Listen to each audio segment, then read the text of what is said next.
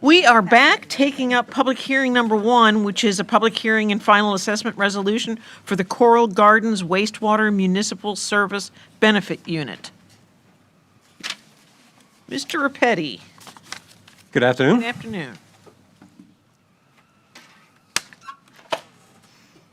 We've got a little PowerPoint presentation.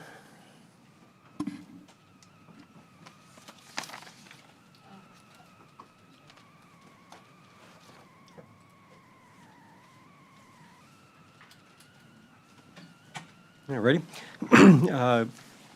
My notes say good morning, but good afternoon. For the record, Leo Repetti with Martin County Utilities. I'm their Tech Services Administrator. Here today to talk about the Coral Gardens Wastewater Assessment Final Public Hearing. Here we go. This is a vacuum-based septic and sewer program to serve 631 single-family residences in the Coral Gardens community. Coral Gardens community is bounded by US 1 in Willoughby, just south of Pomeroy. In addition to the MSBU that's going to be part of the assessment to fund the project, the remaining funds come from an $8 million Protecting Florida Together water quality grant, about $1 million in state revenue sharing funds, about $1.5 million of FP&L franchise fees, and just over $400,000 in contributions from utilities.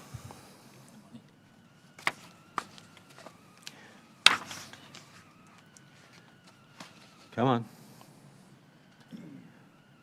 Touchy mouse. Here we go.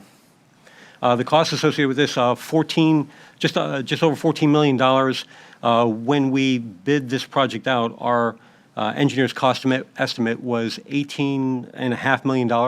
So the fact that this came in under the engineering cost estimate was encouraging, that prices are stabilizing, and it gives us some hope for the future projects, and that we're not continuing this great escalation of construction prices. The total project, roughly $18.1 million. When you take out the grant and the other contributions, the total assessment for this project is about $7.2 million. You take the 631 properties, divide it into that $7.2 million, and each resident would pay $11,438.46, which is under the $12,000 cap that the board has asked us to provide. We have state revolving fund financing at 1.83%, and for those who don't do their prepayment, they would be put on their tax bill for 20 years. So the 1.83% helps keep that number down low. Typical Martin County utility resident, we have about 40,000 water customers. They average about 6,000 gallons. So if a customer currently connected to water, which I think all but maybe one or two in Coral Gardens is connected to water, they would have an increased water bill of about $51. That works better. A little bit about schedule. We last met with the board back on October 21st. Since then, in the past 6 weeks or so, we've had 2 public hearings, one at the community workshop, one to discuss specifically the assessment process. We answered questions. We passed out frequently asked questions flyers. And generally the mood was upbeat and positive about having this come into their neighborhood. Today, December 9th, should this be approved by the Board of County Commissioners, our next step would be to award the construction contract, which is a later item on departmental, and we would then start the process of getting shop drawings and approvals and things like that, bonds, whatnot, with the contractor, with an anticipated construction start of February of next year, and the duration is about 18 months, which puts it early summer of 2027. The lump sum payments, the assessment would be due, prepayment due is either August 1st or 15th. I've got 2 numbers of 2027. And if they choose to spread out over the 20 years, it would be on their November 2027 tax bill. So in closing, staff recommends that the board adopt a final assessment resolution to create the Coral Gardens Municipal wastewater municipal service benefit unit, and that the board authorize the county administrator or designee to execute any documents related to the request. And if there's any questions, I'd be happy to answer them. Questions? I have 2 request to speak forms from the public. The first is Mary Gavin. Do you want to speak on this item? It's not on this item, Okay. What item is it on? on the brownfield. Okay. Then Dustin Bishop.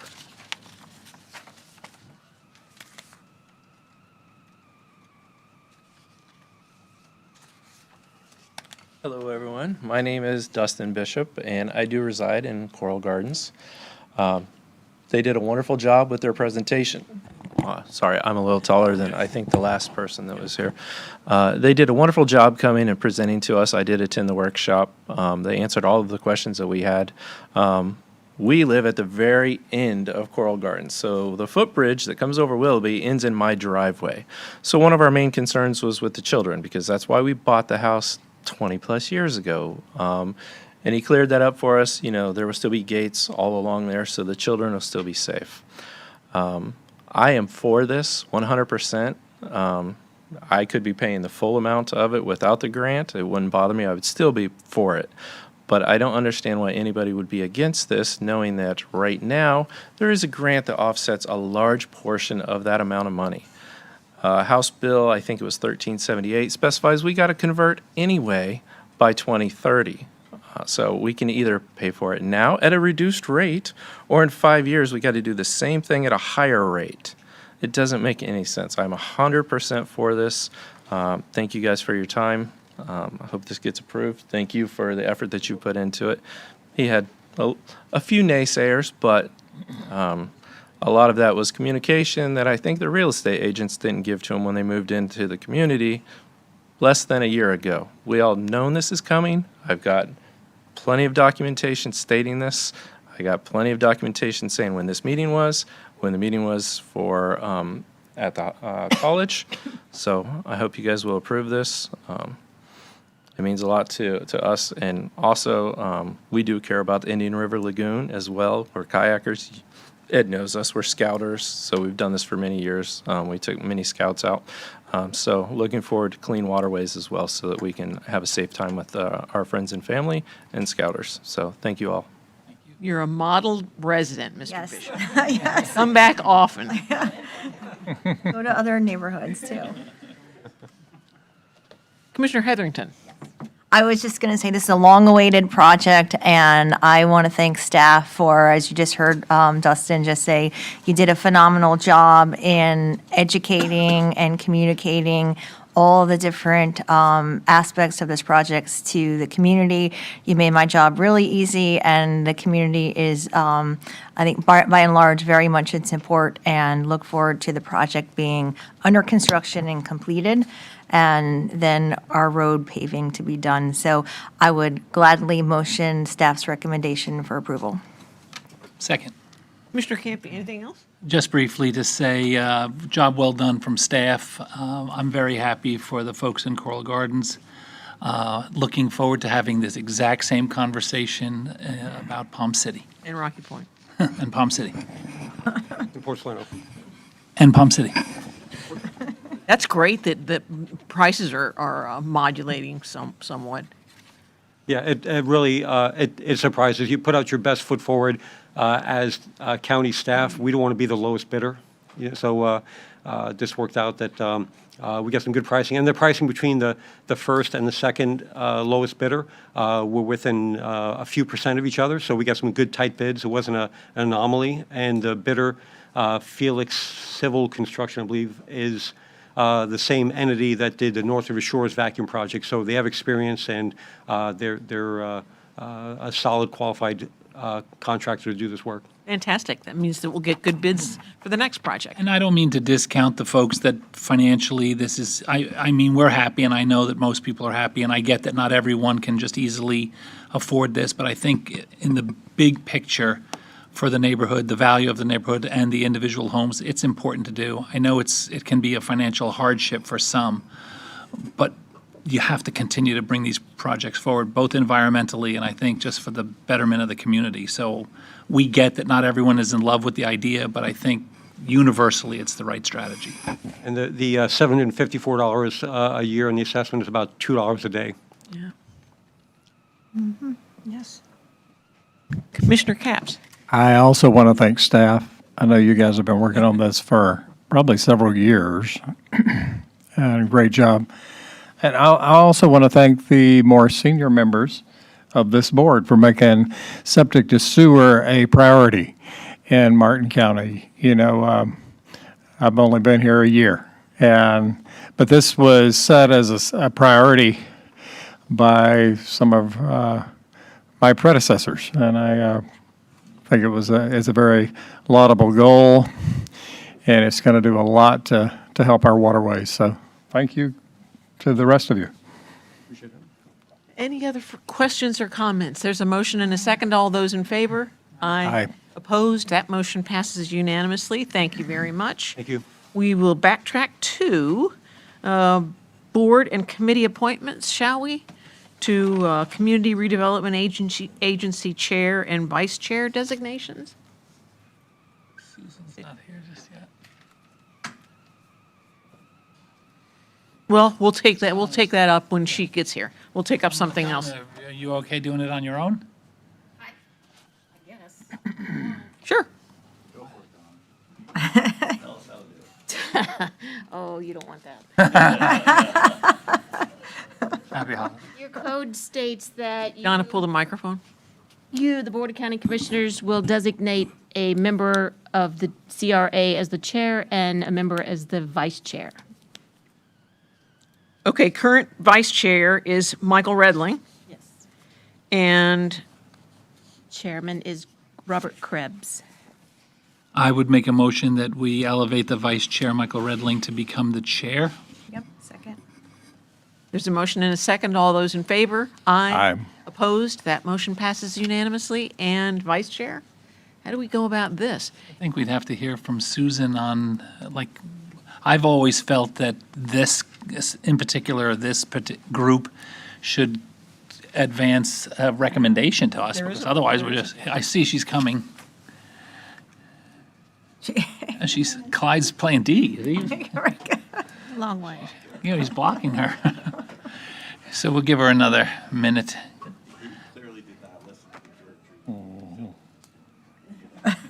No, he's got about.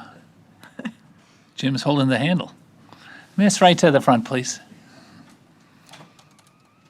We've already elected a chair. We've elevated Michael Redling to chair, and we don't know what to do about vice chair. So I have a recommendation. fine, yeah. Susan Corres, Office of Community Development. Motion that Susan Corris become vice, oh, I'm sorry. No, please. So I would recommend Cynthia Hall. She has not been a vice chair or chair for years, and her term does go out to 29. Some of them only go to 27, which might make it a little bit dicey next I year. would make a motion that Cindy Hall become vice chair. I know her a long time. She's very involved in the community. She's very professional, smart person. It would be an excellent elevation. Second. There's a motion and a second. All those in favor? Aye. Opposed? That motion passes unanimously. Thank you. Thank you. Now we'll And move. we saw Clyde Doolan trying to like check you out of the position in the lobby. And we noticed. We'll now go to public hearing number 2, which is a public hearing to adopt notice of intent resolution required by section 197.3632 Florida statutes for special assessments. Good afternoon, Commissioners. Afternoon, Mr. Duncan. For the record, David Duncan, Senior Project Manager with the Utilities and Solid Waste Department.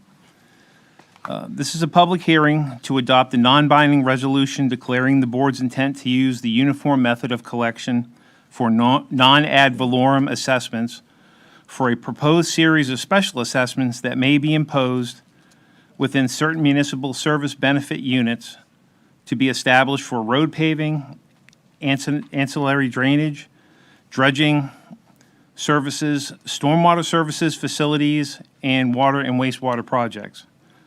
Section 197.3632 Florida statute requires that the county holds a public hearing and adopt a resolution of intent to use the uniform method of collection for any assessment program in the calendar year prior to any such collection. The resolution, which does not obligate the county either to use the uniform method of collection or to impose any one special assessment, must be adopted by January 1st, 2026, and sent to the tax collector, the property appraiser, and the Department of Revenue by January 10th of 2026. Additionally, Section 197.3632 requires that the notice of public hearing to adopt the resolution of intent be published for 4 consecutive weeks immediately preceding the date of the hearing. The notice of intent was properly advertised, and the affidavit of publication of the notice of intent will be part of this resolution. The notice of intent allows the county to meet its statutory notice requirements necessary to use the uniform collection method. The resolution to be adopted today is a non-binding, and the board may reduce the geographic area covered by any future assessment or decide not to impose any special assessment at a later date.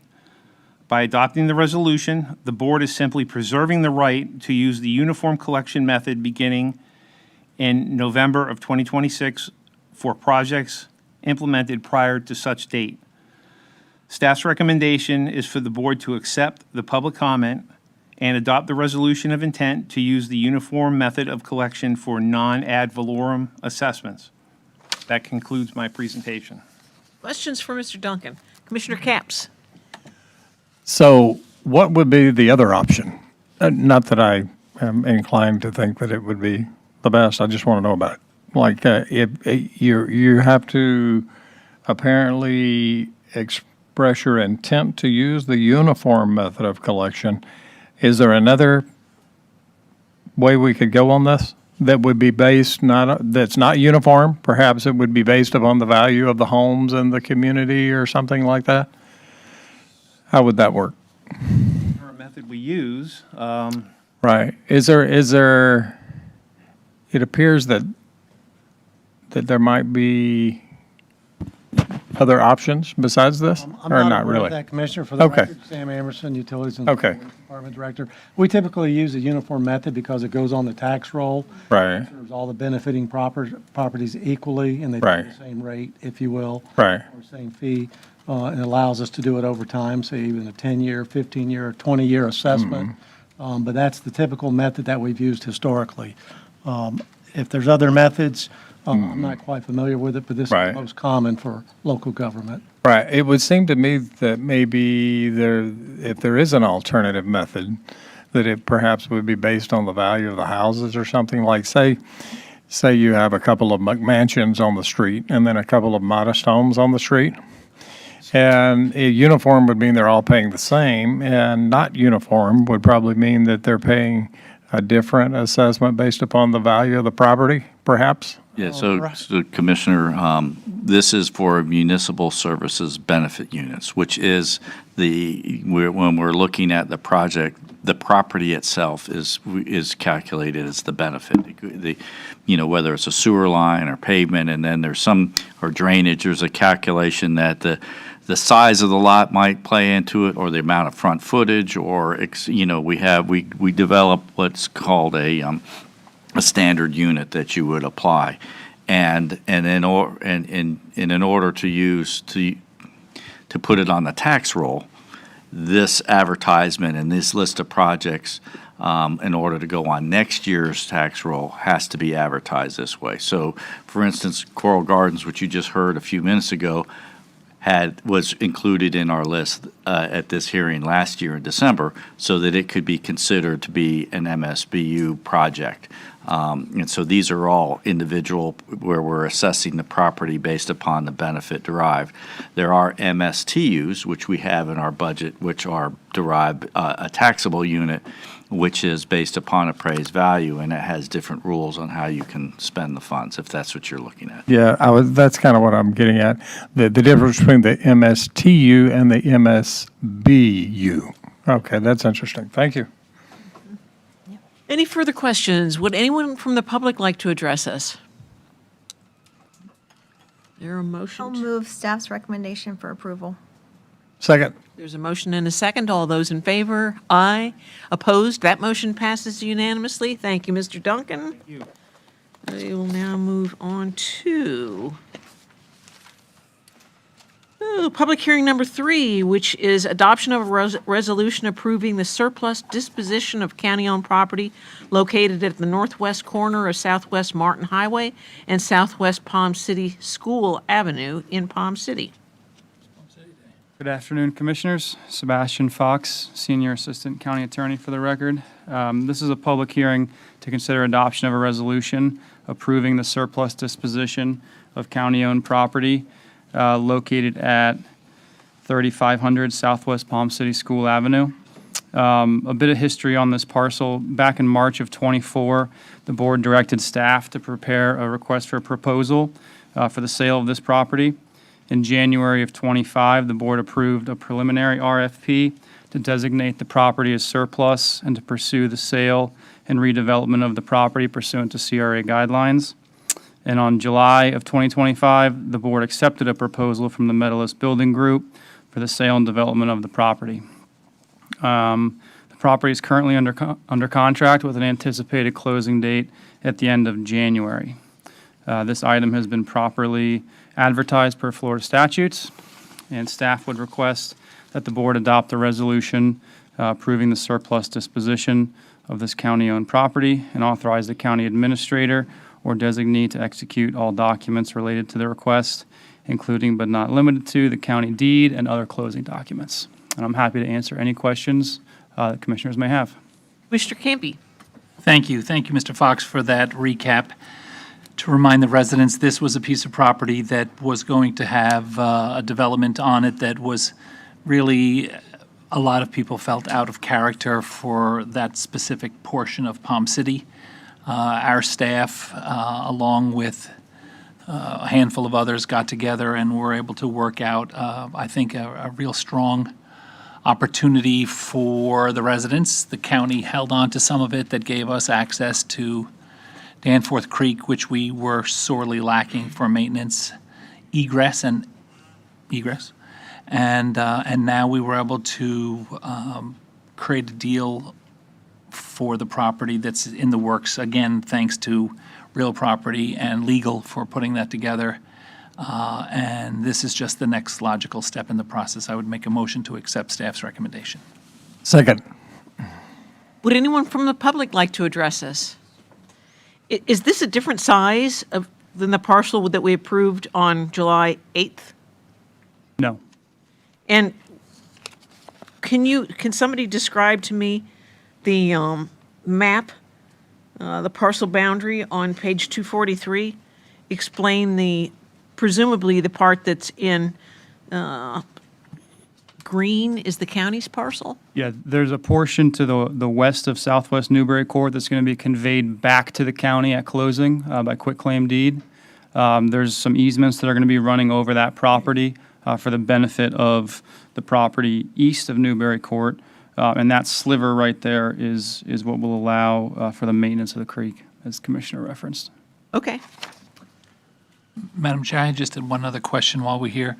Some residents of the neighborhood behind it had mentioned that they had heard that Newbury Court, the Southwest Newbury Court, there's a possibility that it would be closed. That's not a thing, right? Jim Gordon, Public Works Director. No, there is no intent to close Southeast Newbury Court. There is likely to be a connection from Newbury over to Palm City School Ave, which will allow the neighbors on Newbury to exit at a signalized intersection, which will make it a lot easier for them to go east. Correct. On County Road 714. Correct. But there is no intent to close that road. And the future owner of the property won't have the ability to close that road separate from us, correct? No, they won't have the ability to Thank you close. very much. Any further questions? Is there a motion and a second? I think there is. There's a motion and a second. All those in favor? Aye. Opposed? That motion passes unanimously. Thank you. We'll now move on to public hearing number 4, which is a legislative public hearing to consider transmittal of Comprehensive Plan Amendment 25-04, accessory dwelling units, a text amendment. Good afternoon, Ms. Offenbach. Hello, again, my name is Amy Offenbach, planner with the Growth Management Department.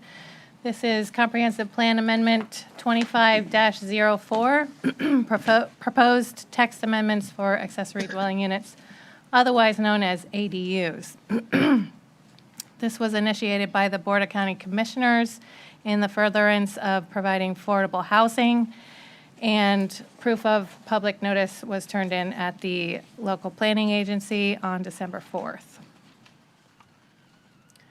So the request is to change Chapter 2 and Chapter 4 of the Comprehensive Growth Management Plan, and this is just a brief overview of the proposed changes, and staff would be happy to go into further detail after the presentation if needed.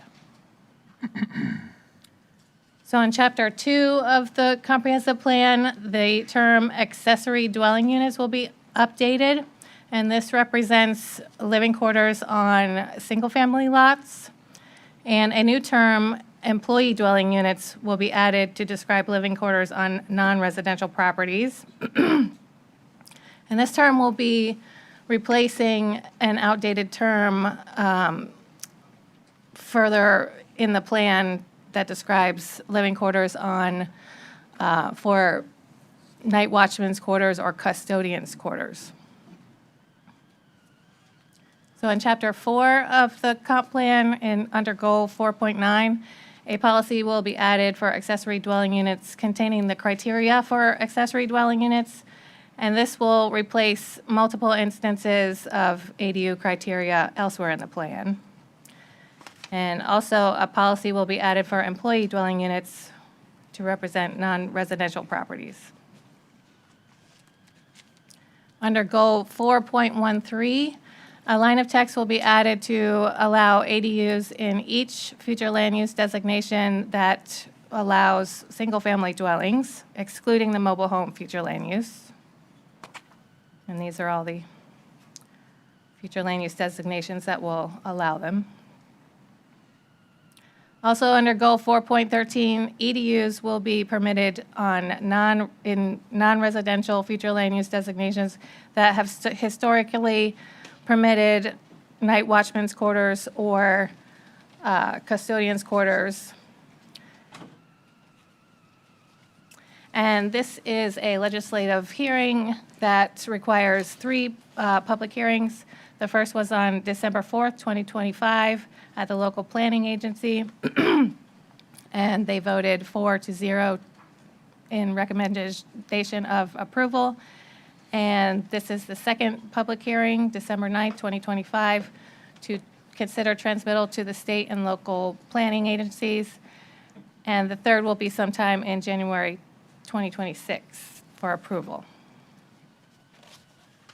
And so staff recommends approval of CPA 25-04, accessory dwelling units, on the basis that the proposed amendments are consistent with the comprehensive plan and Florida state statutes, and more restrictive or burdensome requirements are not imposed prior to October 1st, 2027. And lastly, the Affordable Housing Advisory Committee, or AHAC, has supported staff's recommendation. And this concludes the presentation. We'd be happy to answer any additional questions. Commissioner Capps. I spoke to the county attorney about this issue, but I thought perhaps it might be good to mention it publicly. You know, there are a lot of people in the county who already have a guest house. And a guest house can be half the size of the main house.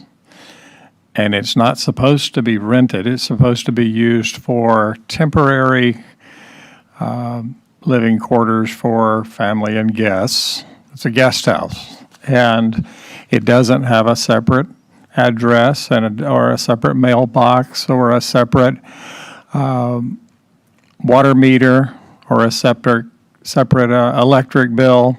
It's all kind of the main part of the main house. And that's the way the guest house works. And there are quite a few of them in the county now. If this were to pass, would those people be able to come in and convert theirs to an accessory dwelling unit, which is different, where you get to rent it out to someone, you can get a second mailbox, a second water bill, a separate electric bill, and legally rent the place out. And so what happens to the guest houses that perhaps someone might want to turn into an ADU? So essentially, staff will be bringing forward some proposed text amendments to the land development regulations, and that accessory dwelling units, or ADUs, will replace the term guest house. And so these are the criteria that will be included in that land development regulations, which is already in the comp plan right now, with some additions like compatible with Florida building codes. But essentially, we're not taking away any rights. Right. They will be able to be rented out. Right. And I suppose there'll be some procedural, some process they would have to come in and fill out papers and maybe pay some fees or something. No? They would just call FPL and say, hey, I would like a separate electric bill, and call their water utility and say, hey, I would like the water bill separated. Now, and just, they just deal directly with those. Commissioner, Clyde Doolin, for the record, Comprehensive Planning Administrator. Currently, neither guest houses nor the proposed regulations for ADUs deal with the issues of a separate address or separate electrical or separate utilities. Currently, if you have a guest house, you can have a separate address. If you have a guest house, you could have a separate utility feed from FPL. These regulations have not in the past, nor are we planning to get into regulating those specifics. Okay. So there's nothing really they have to do procedurally to basically treat it as an ADU. Correct.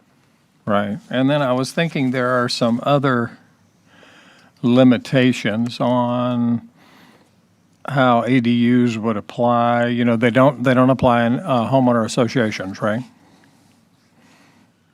Each homeowner association has its own regulations and rules regarding that. What we're working on here are the county's comprehensive plan policies, and at a future public hearing, we'll be bringing you the regulations for the land development regulations that are applicable. But HOA rules are separate and unrelated. Okay. And then if someone wanted to build an ADU, they would have to honor all of our setback rules and lot size rules and that kind of thing. Yes. All land development regulations will have to comply through the building department at permitting. On the screen, Amy has up some specific requirements for ADUs that are being put into the comp plan with this proposed change. Only one permitted ADU for each single-family dwelling. It shall not exceed 1/2 the square footage of the primary dwelling, which is the same kind of language as we've required for guest houses all along. An ADU shall not count as a separate unit for purposes of density, and neither the ADU nor the land it occupies shall be sold or conveyed separately from the primary dwelling. Since it is an accessory to and it must be a part of, it can't be separated from the primary dwelling. Thank you. Commissioner Vargas. Yeah, I'm familiar with these accessory dwelling units. I just have a couple of questions. If the primary property is on well and septic, how do you handle that? Is that a health department thing? Yes, the health department would do the permitting for well and septic. Okay. And what about driveways? People have cars, they have to park them somewhere. How does that work in a neighborhood that's not deed restricted? In the same way that it would be dealt with on the single-family dwelling, because this is really just an extension of and a part of the single-family dwelling. So then they would, they have to ask for a permit to pave, take out grass, put it in a driveway, If a driveway is needed, if additional driveway is needed, then yes, they would. and they make application through the county to do Yes. that? Okay. Because that can change the character of a neighborhood. tremendously. Yeah, it can. The other thing is there a limitation or regulation, the number of people in a home? I mean, you could have a two-bedroom, I understand half the size of the principal residence, I understand the 6 people living there, how does that work? The definition of family is found in our land development regulations. And at a future public hearing, we'll be discussing a internal consistency or making the definition the same in all of our zoning districts. But typically, the definition is any number of people related by blood or marriage and 5 unrelated persons is the definition of family. Well, that's my paraphrase of the definition. Of course, I'm not reading it verbatim. On a single property. Right, so today, we're not addressing that issue. We're going to have another hearing, is that what I'm understanding? Yes, the land development regulations will need to be amended to implement these particular comp plan policies, and additional specificity and detail will be found in the land development regulations. Okay, so this is just a preliminary, do we want to allow them in the county? This is Correct? proposed amendments to the comprehensive plan, which the land development regulations implement. So these are just broad rules, basically, for land development regulation. And then once we get to the LDR changes, we'll go into more specific standards for I development. understand the board will then have a presentation, is that? Yes. correct? At that point, we can say, or we can say, all right. And this will come back too. This is just for a transmittal to the state to review, and then we'll come back with this one also. Commissioner Campy. Thank you, Madam Chair. I'm very pleased that we're here today. I'd like to thank Rob Ranieri, who's sitting out there, who I know he and a group of citizens, professionals, and stakeholders that I've had the advantage to participate in have been working on. I'm fearful when we say affordable housing, it has a connotation that people think it's like public projects or government-owned. I'm thinking more of housing that is affordable instead of affordable housing.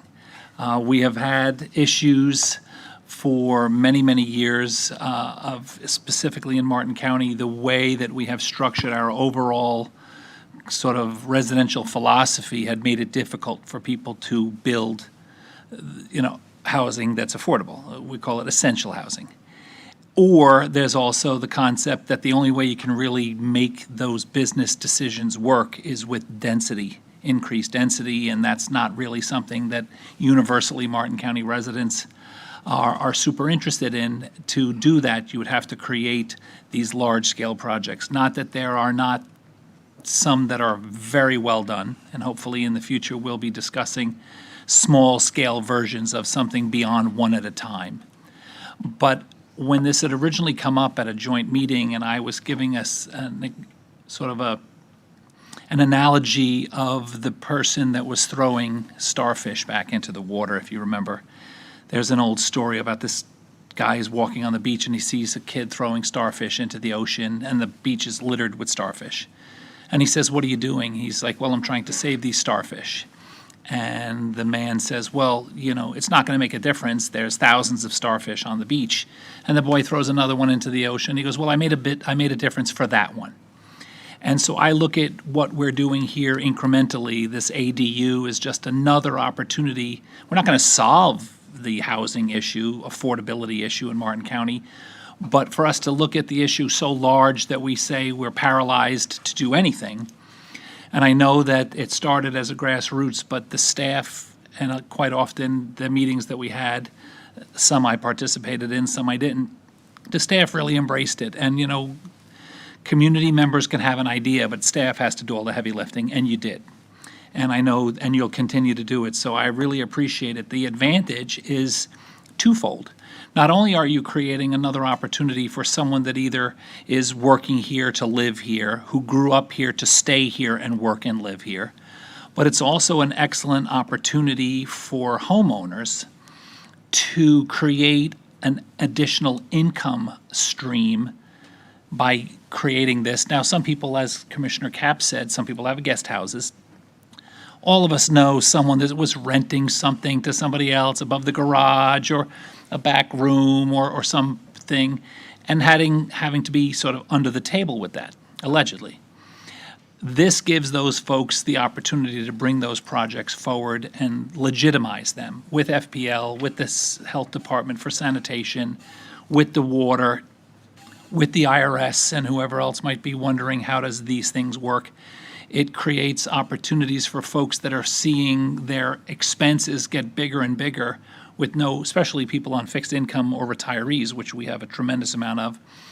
And if in your mind you're thinking, well, they're going to build something in the backyard, there's dozens of different variations that an accessory dwelling unit could be. And so it's not so much that. I know that when I was talking to some people that live in Hilton Head, and it's an island, and so where do the staff, do they leave the island every single night that work on the island? And they said, no, we live in frogs. And I was like, what's a frog? And a frog is a furnished room over garage. And in Hilton Head, frogs have been a thing forever because that's just how they've solved that issue. Now, for those of us that are leery of development and runaway development, imagine if this was an opportunity that went through all of the LDR requirements and got you to the finish line. Let's say it's a couple of thousand people in the whole entire county. That's a couple of thousand units that no one will ever see. You'll never drive down the street and be like, oh my God, look at this project. It'll just sort of filter in, and 2,000 people or a couple of thousand people will have the opportunity to live and work reasonably right here. I make a motion to accept staff's recommendation. So these accessory dwelling units don't count as any portion of a unit, No. and they are separate living spaces. They are equipped with kitchen and bathroom and bedroom facilities. It can be attached or detached.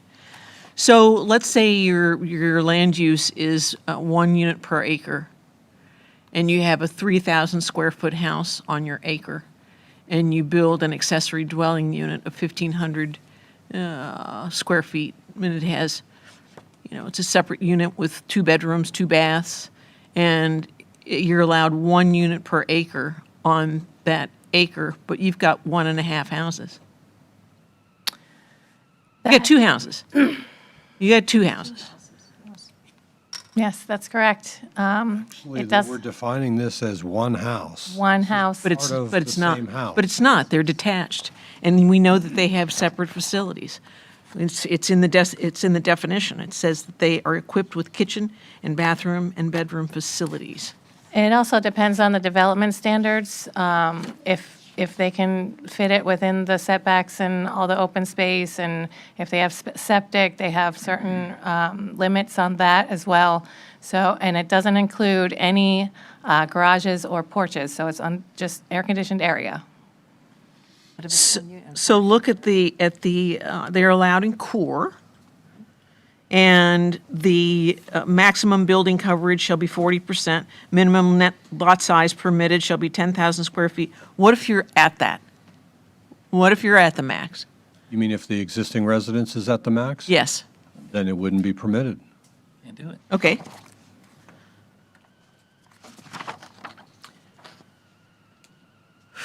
So say if you're marine waterfront commercial and you are at 20 units per gross acre, it says that 1 ADU may be permitted as an accessory structure.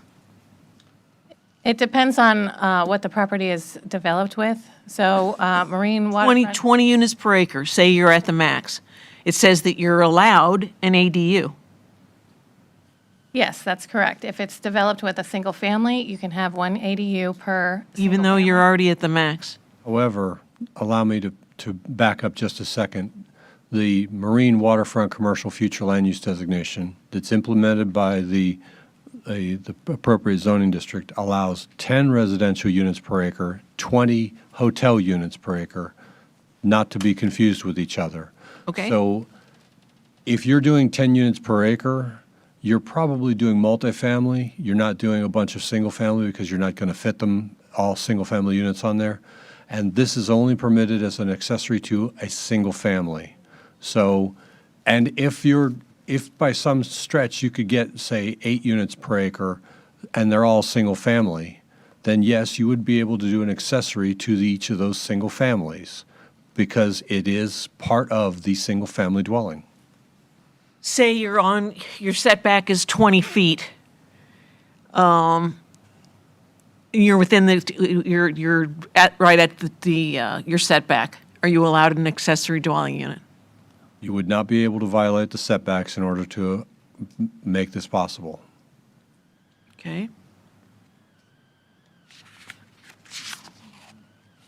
If I might jump in, I would say more people that would want this probably will not qualify for one of the reasons that Commissioner Hurd is mentioning or not, than will.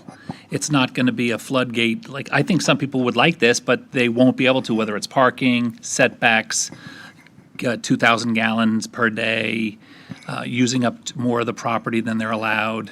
So I think it's an idea that people would be interested in, but I think we'll be saying no to as many people as more so than we would be saying yes. You'd have to have a very unique set of property circumstances for this to work.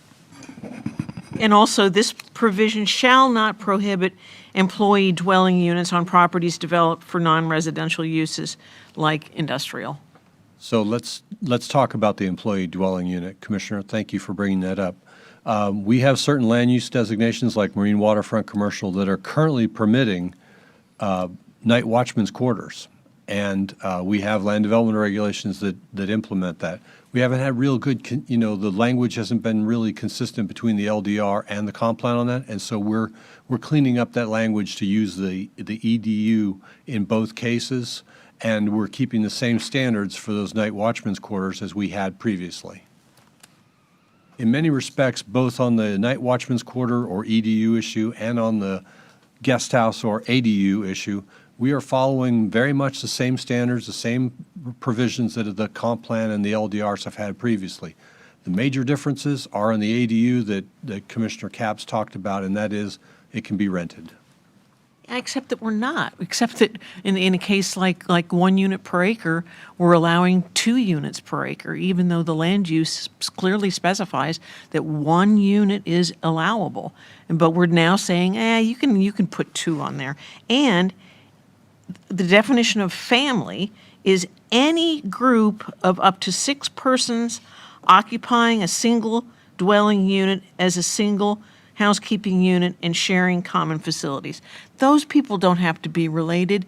It allows for a flop house. So that has been permitted historically for many years, and we can't do anything that's more restrictive or burdensome. So we kept that language the same. Yeah, I'm uncomfortable with this, with these changes in policy. And I know that you're going to have to come back to revise the LDRs in order to make them legal, I suppose. But man, there are just way too many loopholes in here for me. Commissioner Vargas. Yeah, I was looking here on page 282, and this is under Development and Commercial Office Residential. Future land use, second to last paragraph, a bed and breakfast or other facilities for transient lodging. Catering to seasonal residents shall be permitted. Kitchen facilities to be permitted to accommodate occupants for visiting for periods exceeding the general motel trip duration of 1 to 4 nights. So what does that mean? This is existing text in the comprehensive plan, and we also have language in the LDRs that have specific standards for development of bed and breakfasts. And so we're not making any changes here.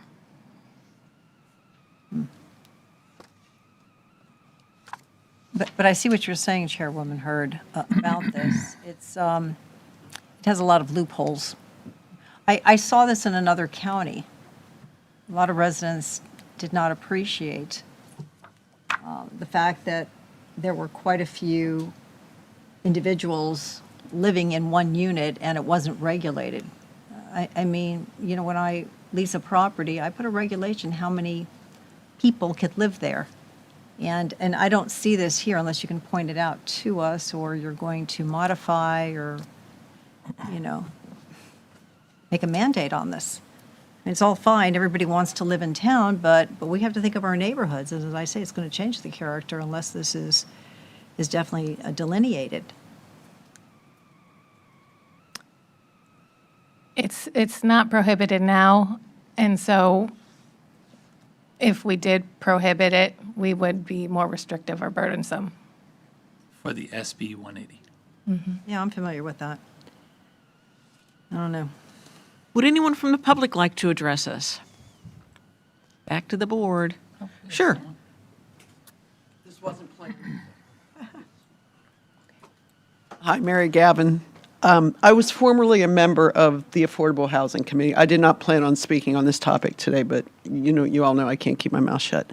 I'm also a landlord in Martin County. My husband and I have about 20 tenants. And I actually have a guest house in my home, and I have another property with a guest house. And I guess a couple things. It's not a separate parcel, so it's not necessarily two properties. That's the one point. You can't sell them separately. And it would be very advantageous, of course, to have a separate water and separate electric. But the real point is, every day, I get calls from somebody looking for an affordable rental.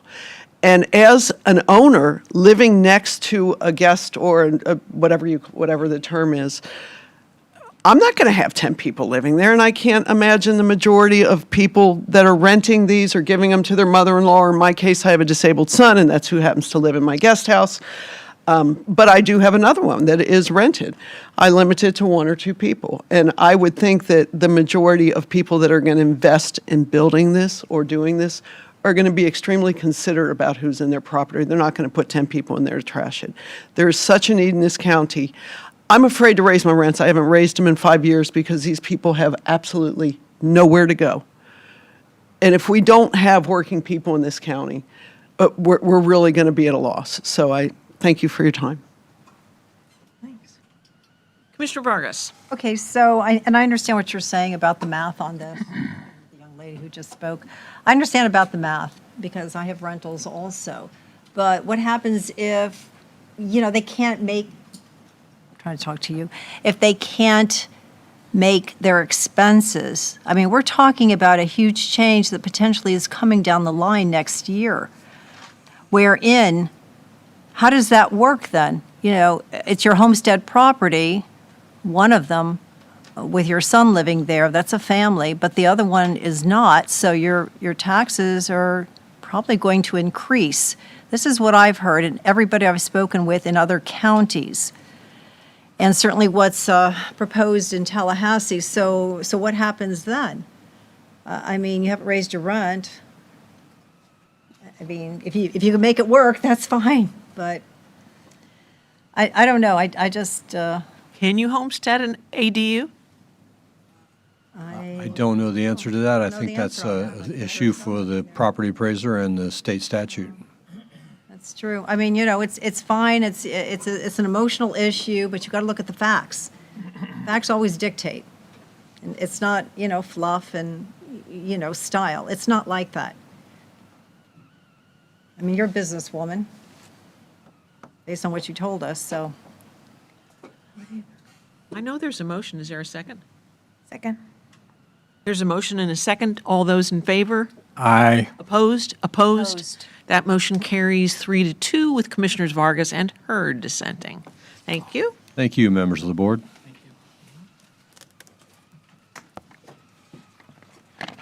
We will now take up brownfields.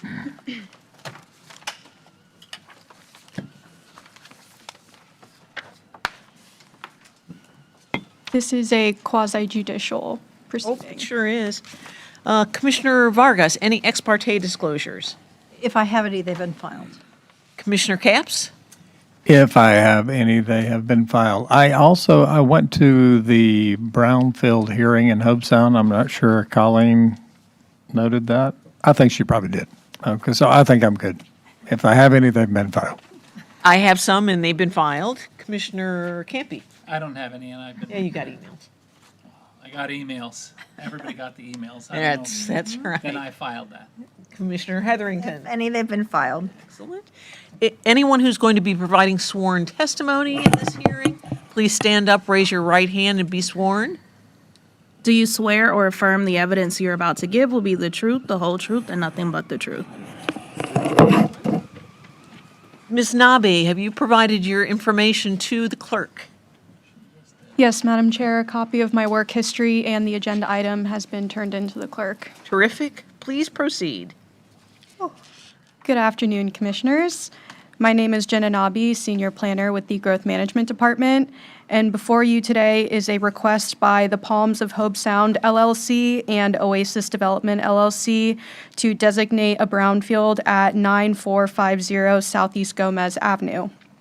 This is the first of 2 public hearings for this designation request, and the second public hearing for the adoption of the resolution that would designate this property as a brownfield is scheduled to be heard on January 6th, 2026. Section 376.80 of Florida statutes outlines the Brownfield Program administration process and states that the jurisdictional local government shall adopt a resolution designating the property as a brownfield if the requesting party establishes that all of the necessary criteria in statute have been met during these public hearings. Section 376.79 of Florida statutes defines brownfields as real property, the expansion, redevelopment, or reuse of which may be complicated by actual or perceived environmental contamination. And this property is located at 9450 Southeast Gomez Avenue in Hobe Sound. The site has a future land use designation of residential estate density, which allows a maximum of 2 units per acre. And there are 2 different zoning designations over this property, the R2 and R2B zoning districts. And I'll go to the aerial of the property. So this is an aerial of the subject property. And on the next page, this is the future land use map and the zoning district. So the light blue district is the R2, and then the yellow is the R2B district. There is currently a minor site plan application that's in review with the Growth Management Department for 38 single-family residential units and associated amenities and infrastructure. So that's currently in review with our county staff. The Brownfields program is administered by the Florida Department of Environmental Protection, or the FDEP, and they're the state agency that oversees this whole process. And once a property is designated as a brownfield formally by the local government, then it's entered into the Brownfields program, and there are state-based incentives, financial incentives to promote the voluntary cleanup and remediation of these sites. And so if this property were to be designated as a brownfield, then it would be eligible to become part of that program. The way that the statute is written for these 2 required public hearings states that at least one of the hearings shall be held after 5 p.m. on a weekday unless the Board of County Commissioners, by a majority plus 1 vote, elects to conduct that hearing at another time of day. So with that, our staff recommendation for this meeting is to move that the board receive and file the agenda item and its attachments, including the staff report as Exhibit 1, and move that the board hold the second public hearing on the request to designate the property as a brownfield on January 6th, 2026 at 9 a.m. or as soon after as the matter may be heard and prior to 5 o'clock p.m. And I know that the applicant is here to give a presentation, and they will go over how this request meets the criteria. So that concludes our presentation, and we're available for any questions. Questions for staff? Applicant, please present.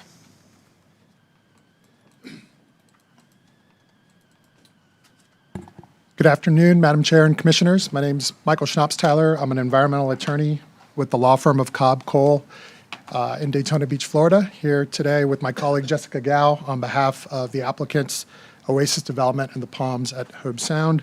Want to thank Jenna and the staff for their assistance in getting this matter before you. They've been fantastic to work with. The Brownfield statute has some very nuanced notice and hearing procedures, such as the item that Ms. Nabi just mentioned about having one of the hearings after 5 p.m. and voting by supermajority to move it. So it's complicated, but it looks like we're all working well and moving through it.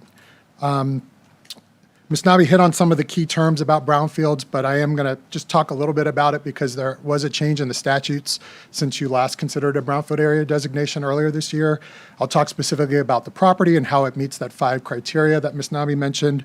And then we'll talk about the next steps because I do know at our community meeting there was a lot of discussion and a lot of input on how the brownfield process works and how we'll move this forward if the final adoption does occur on January 6th.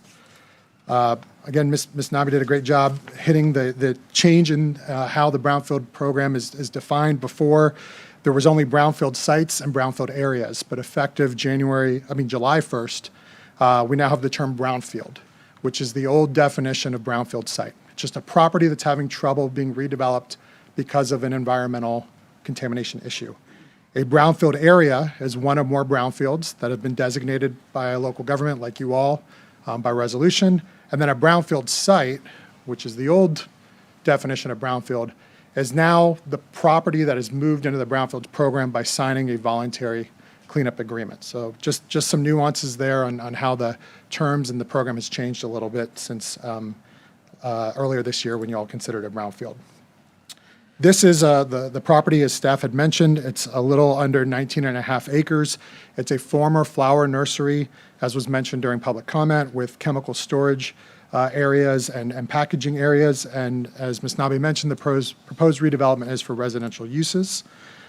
This is a figure that we found from one of our environmental consultants that just kind of shows how the site was laid out. There were flower plant packaging and chemical storage areas over here, and then areas for growing of the flowers and plants on this side, a small pond, and a small office. Our environmental investigations to date by our client have really done a good job of defining where the extent of the issues are so that you have an understanding of where the contamination starts and stops. This slide just kind of shows an example of how they did some of the assessment. There's a little grid here that shows where the buildings were overlaid, how they tested. The green in the legend are sample locations that previously occurred. The orange locations were sample locations at the time of this report, and then the yellow were proposed additional sampling locations based on the results from that figure at that time, because we have provided staff with some of the environmental reports and information about the progress. But in a nutshell, the primary constituents of concern at this site are pesticides and herbicides and fertilizers, arsenic and dealdrin, as was mentioned earlier this morning. We've done a really good job of defining where it is in the soil so that we can have an understanding of what needs to be removed to accommodate redevelopment and cleanup of the site. We do need to do some additional groundwater sampling to determine where the contamination starts and stops, and that's really where the brownfield program comes in. It provides a regulatory framework for allowing someone to follow Florida's cleanup rules, just like they were the responsible party that caused the issue. It's a very robust program, very specific policies, procedures, rules, and regulations. A very, very dense part of the Florida Administrative Code is dedicated to assessment and cleanup of contaminated sites. There was some comments earlier about neighboring properties and all that, and I will say the depth to groundwater ranges from about 17 feet on the western side of the property to 6 feet on the eastern side of the property, and the groundwater, as you would expect, moves towards the intercoastal from west to east. So we don't think there is too big of a concern about contamination reaching to the north and to the south because the groundwater is moving in a different direction. But the Florida statutes do require notice when there is off-site contamination issues. And so the comment was made earlier that the residents weren't notified. That's because the assessment done to date has not demonstrated a need to go off-site onto someone's property and test.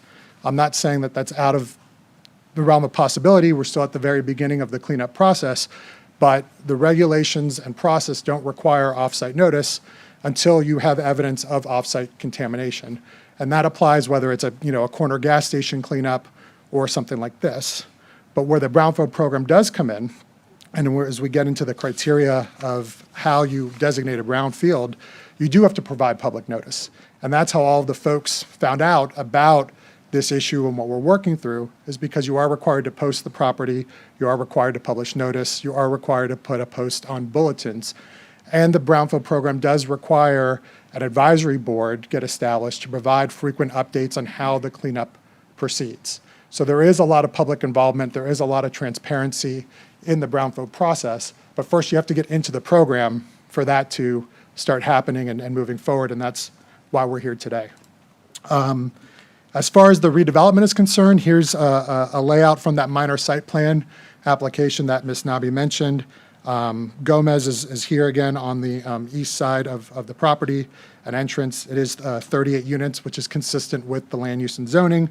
Some open space preserve up here, stormwater to the south, and the rest of the residential lots there, and a large community center for the neighborhood with fitness, activities, and the like. Here's just some renderings of what the residences may look like, single-family residences, one-story, two-story. And again, everything is going to be done consistent with your land development regulations and all that. There's no proposed rezoning. I did want to touch base on the brownfield area designation criteria. I know the final hearing isn't going to be until the 6th of January, but I think it is important just to show how this application does meet the criteria. And the first is, does the person who owns or controls access to the property agrees to redevelop and rehabilitate the site? The applicant is the owner of the property, and they have every intention to enter into the brownfield program by signing that cleanup agreement with DEP after the area is designated. So that's how that criteria is met. The cleanup and redevelopment will result in economic productivity in the area and the creation of at least 5 new jobs. Redevelopment for these single-family uses from this vacant use is going to generate jobs. It's going to create increased ad valorem taxes. It's going to employ both construction workers and people associated with the community. It is designed to be a luxury community with security, full-time maintenance, full-time staff on site to help residents and things. And again, there is a large amenity center that'll have fitness classes and the like. So very excited and attractive community as well. Is the redevelopment consistent with your comp plan and land development regulations? As Ms. Nabi mentioned, and as I did, the future land use is residential estate, which has a density of 2 units an acre, and we have that split R2, R2B zoning, which does allow single-family use at the density that's been proposed for this site.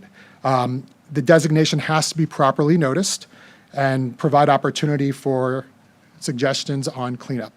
And so that is done 3 ways: newspaper advertisement, posting of the property, and community bulletin notices. And so we've complied with all 3 of those requirements, both for the community meeting that was held on November 4th that Commissioner Capps had referenced attending, and for this meeting as well. All 3 notice procedures have been followed, and we will move forward with those notice procedures as well for that January 6th meeting.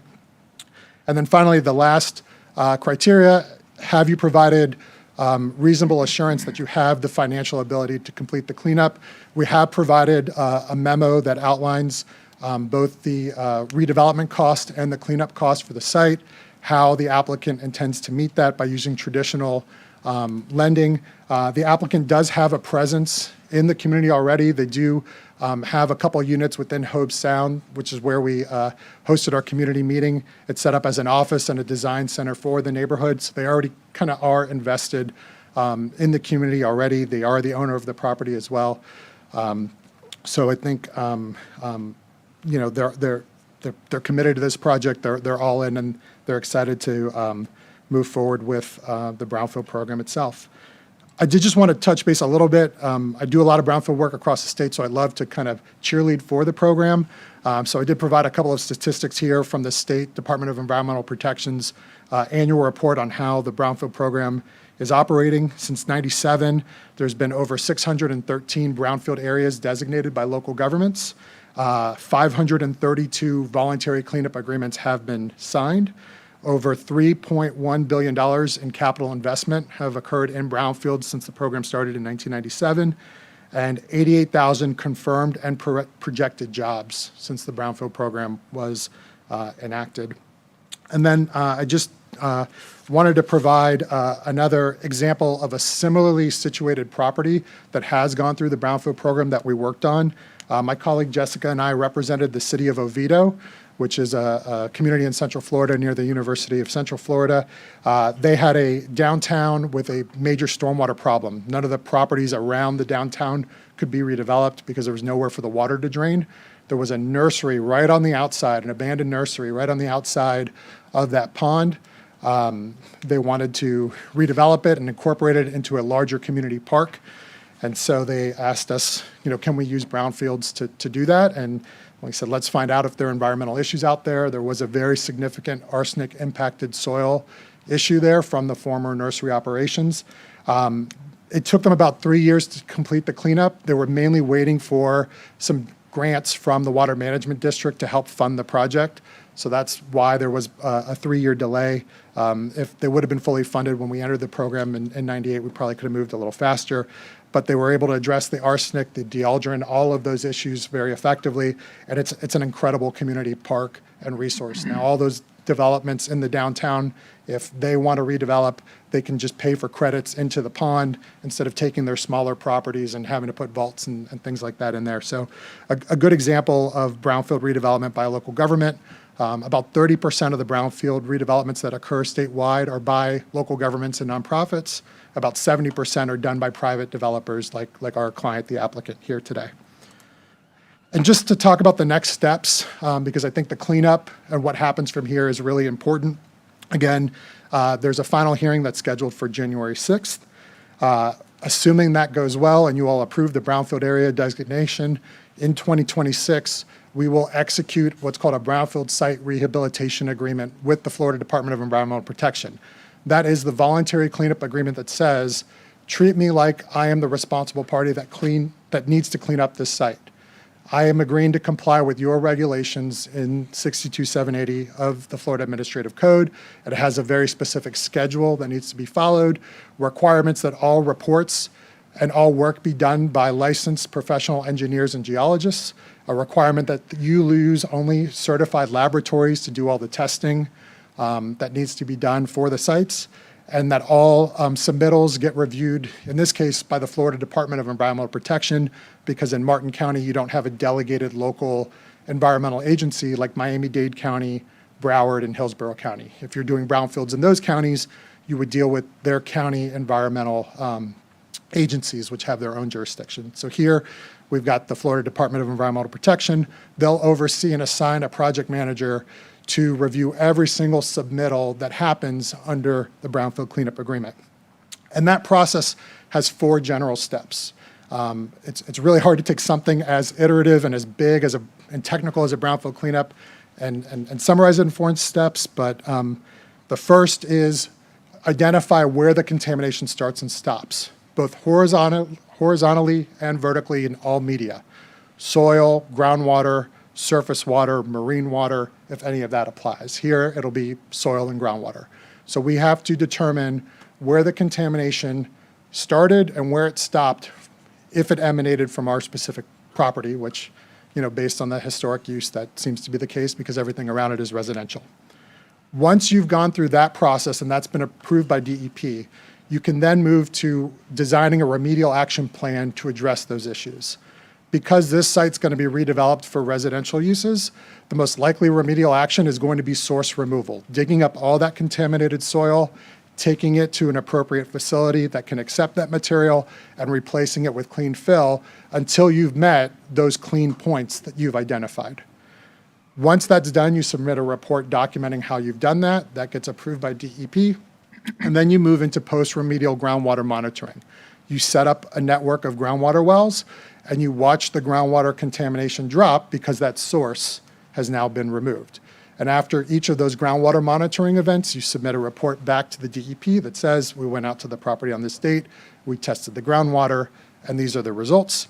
And then that last step is applying for regulatory closure once you've demonstrated you have met all that criteria for closure in Florida, meaning you've addressed the soil and groundwater issues to the extent of your regulatory obligations, and then that gets approved and reviewed by the state as well. And for groundwater monitoring, it's at least 1 year of quarterly groundwater monitoring because you're looking for trends, right? As the water table fluctuates, things can change. So the state does require you to do at least 4 quarterly monitoring events at a minimum. Can I ask a question?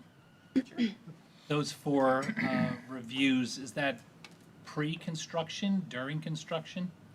So the requirements don't, let me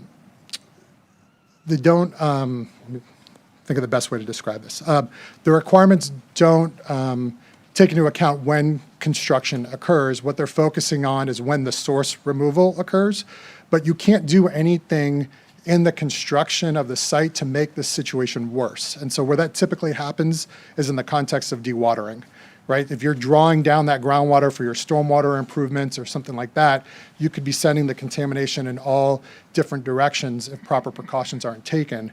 So you're typically going to do those groundwater monitorings before construction does occur, but oftentimes in the context of like commercial or industrial development, you might do that groundwater monitoring after because there's not as much of a risk of exposure as you might have with like residential development. So unfortunately, the answer is it depends. Well, I'm only speaking of the residential portion. Yeah. Just wondering if you started that and your 3rd quarter in, you realize, wait a second, we are sensing something, but you've already started to build the neighborhood. You're going to look at us like, well, we've already started. And I mean, this is a slippery slope. yeah, and so again, that's why that assessment is really important, right? We're looking for points of compliance before, because you're gonna have to do that assessment before you do the removal action, right? So we're gonna know where that groundwater network exists before you remove the source and go back after. So you're not just monitoring for groundwater for the first time after construction, you're doing it as part of the assessment as well at the initial step. Follow up, if you guys start doing that where you're doing the borings to check and you decide to go beyond that grid that you showed and start, because there was a gentleman here this morning who's obviously a close neighbor, and you start to realize that the plume or whatever you're calling it is further out than you might have originally expected your clients. What if it becomes financially not feasible to continue the project because the remediation is massive? You guys have the ability to just say, we're out? No, because you are entering into this agreement with the state that says you're going to address handle the it. issue. You can terminate the agreement, but then you're likely to see DEP's enforcement side come in as a result. And that's why the brownfield financial incentives are really important, because they kind of provide a recurring source of, I don't want to say revenue, but an ability to fund the cleanup, because the tax credits are based on what you spend to do the cleanup, right? You can only get the tax credits for doing the actual cleanup work. So if you do $100,000 of source removal, just to say, you will get a 50% tax credit back that then you can choose to elect to use those funds to help facilitate your cleanup. And so that's where this program becomes really important. There are people who decide to take on a brownfield cleanup without understanding their obligations. As you've seen from the submittals we've made, our client has done significant testing on the front end to try and get a handle on what these issues are. We're not done, but we know enough to know that we have a good handle on And what's they already own the property. and they own that property. Last question, if you didn't do it, if you don't get an approval today and you don't move forward, the project just sits there as it is, contaminated with the possibility of leaching into the very close neighbors anyway. There certainly is a risk. It's been there for a long time. I will say with agricultural uses and contamination, the rules and regulations are a little different than this type of scenario. By moving into the brownfield program, you're agreeing to use the regulatory framework that says you've got to do the full cleanup. You've got to address the issues to the satisfaction of the DEP, whereas with most agricultural operations, the pesticides, herbicides, fertilizers, were designed to be applied, right? So that the contamination is there as the result of normal agricultural operations. There's a separate set of statutes that say when you've got ag, it's a little different. Here, now, with brownfields, you're going to go into this complete regulatory framework that says, it doesn't matter that it was an ag site. You're agreeing to these regulations that say you have to do the more stringent cleanup. Okay. And it's completely surrounded very closely by tons of neighbors. Yep, it's a I mean, if residential. you look at the aerial, I mean, you could not be more in the neighborhood than you guys are. It's the hole in the donut, so to speak. Absolutely. Thank you. Thank you. Mr. Waldman? Yes, to add a little level of comfort to starting construction, the development order is contingent on 2 dedications of right-of-way for this project. And part of that process is having a clean title and Phase 1 environmentals that are also clean. So I think that's where this whole process started, is in that Phase 1 environmental assessment that was done for the right-of-way dedications. So we wouldn't issue a development order until those were provided as clean and with no contaminants. Commissioner Vargas? Yeah, I think this is the second, at least since I've been here, this type of brownfield cleanup that I think that we've talked about, as I recollect in our conversation. And I know that it is a state program through EPA, the Brownfields Cleanup Grant, and I think it's $500,000, isn't it? So the EPA has a separate brownfields program that provides grants to local governments and nonprofits to do assessment and cleanup, and those can be in upwards of $500,000. But this is a state program, so it's administered by the Florida Department of Environmental Protection, and they don't issue grants; they issue tax credits. So there's no free money. You've got to actually go out and spend the money on the cleanup, and there's a very specific agreed upon process that CPAs do with the application to verify that you've actually spent the money. You don't just give them copies of checks, you actually give them the bank statements. They review the bank statements, the proposals, the invoices, they sign a certification, and then your environmental professional has to sign and seal a certification as well that swears and affirms that the work has been completed, and then that goes up to Tallahassee for a second review by the Florida Department of Environmental Protection. So there's a very kind of robust procedure. It actually, the deadline for 2025 work is the end of January 2026. So my colleagues and I get very busy in January taking the whole history of our, I think it's like 20-something sites we're working on right now, to submit these applications up to the state so that they can review the tax credit applications. Right, and I think one of my commissioner colleagues said, I was kind of wondering, okay, if you start to open it up, it's like buying a house that needs work, a really good deal, Pandora's box, which I'm always leery of. But I mean, it'd take a lot of money to clean up. I noticed here in the study, arsenic was profound on the property, and I don't know. I mean, you can tell us, well, they got deep pockets and they're just going to continue forward, but No, we in our application materials, we've established a budget of around $1 million for this. I can't guarantee that it's going to be more or less until we really get out there. But yeah, I mean, this is a significant environmental matter. It's something we take very seriously, and but it's a huge investment just, on the front end also, just to get the tax credits. yes, yeah, by the applicant, yeah, absolutely. But again, from the materials, we provided, there's been over 613 brownfield areas designated, throughout the state of Florida. And I believe we're, in excess of 530 of these brownfield cleanup agreements that have been executed, and parties are doing these environmental cleanups from, the Keys all the way through the Panhandle. It is actually Florida's second biggest environmental cleanup program in terms of dollars spent per year behind the gas station cleanup program, the petroleum program, right? So if you go to any gas station that's been around since the 80s, you'll see those little monitoring wells all around, or you might see some remedial equipment. You know, that program's funded in the hundreds of millions of dollars a year. In the last couple of years, the legislature increased brownfield funding to $35 million a year, making it the second biggest cleanup program that our state has. Let me ask you a question. I know you're going to build residential here. Do you have to make a disclosure to prospective buyers that this at one time was a brown, sort of, maybe, not really? I mean, I will tell you that I always advise my clients to do that, especially on brownfield redevelopments.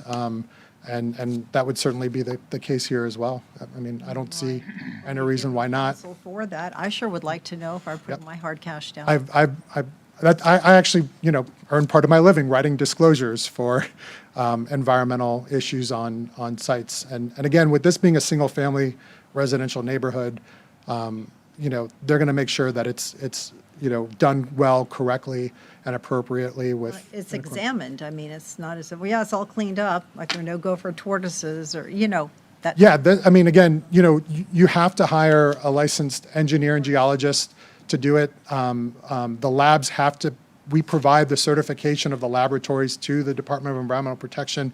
And it's not, you know, the applicant who's signing these reports that go in, it's their hired professional team.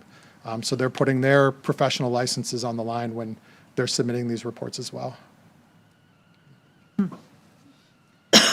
I have one request to speak form, and that is from Mary Gavin. If you would like to address us, please fill out a request to speak form and get it to the bailiff.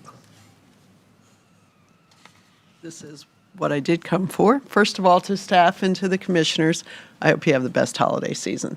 I know I'm going to. I'd like to start off with a little bit of history. I've lived in Hobe Sound in Martin County 30 years, and I happen to live right down east of this property. So I'm the end of the line. I'm in the intercoastal, and I don't want to use the S word, but that's what rolls towards me.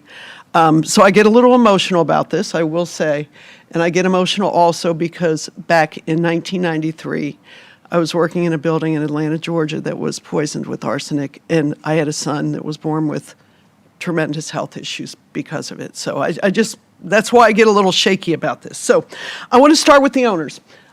There's two applicants here, so I'm not sure what, but it's the same managing partner, it looks like, on Florida Sunbiz. And I'll refer to the documents I gave you in just a moment to clarify that. But the property was bought from the original farm family for around $3 million plus. They've had it on the market for $16 million. They took it off right after we inquired why they said they're developing it when it was for sale, so I do want to point that out. I also want to point out that they have to clean this property up whether there's a brownfield designation or not. To develop this property, it's got to be cleaned up. And if somebody spent $3 million on 19 acres, which was the deal of the century, they certainly had to know why and did their due diligence as far as the environmental issue, especially knowing that this was a farm for 1,000 years. You know, I'm being a little facetious there. So anyway, with all that said, now I want you to get to some of the documents I sent. The front page is a, unfortunately, close-up picture of the property. But there's two parcels on this property. One was a residential or a storage home, and the other was all the farm. When it was sold to the current owners, they literally buried the house into the ground where the majority of this contamination is. And you can see it hasn't been mowed, and when they drop signs, with the development signs literally been dropped in the 3-foot grass for about 6 months. So Michael told us that the owners are concerned about the health and the welfare of this property. We should have been notified if they really were concerned, in my humble opinion. And when I see how this property's been maintained, it tells me they could give a you-know-what about what the community feels. The homes around this area run $500,000 to $10 million. Just to put in perspective, it's an extremely beautiful high-end part of Hobe Sound. With all that said, yes, they have every right in the world to apply for the brownfield status. The only real benefit, like I said, they have to develop this. I mean, they have to. I have one important point that really has to be made. I hope I can continue. They have to clean it up to develop it. Doesn't matter. But if you look at the ownership, and this is a moral issue, it doesn't necessarily preclude somebody from getting a brownfield status or from getting the tax credits for it.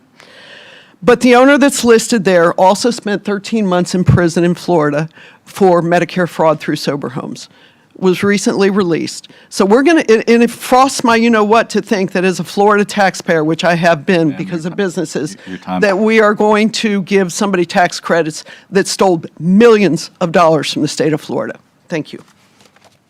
Thank you. Would anyone else like to address us?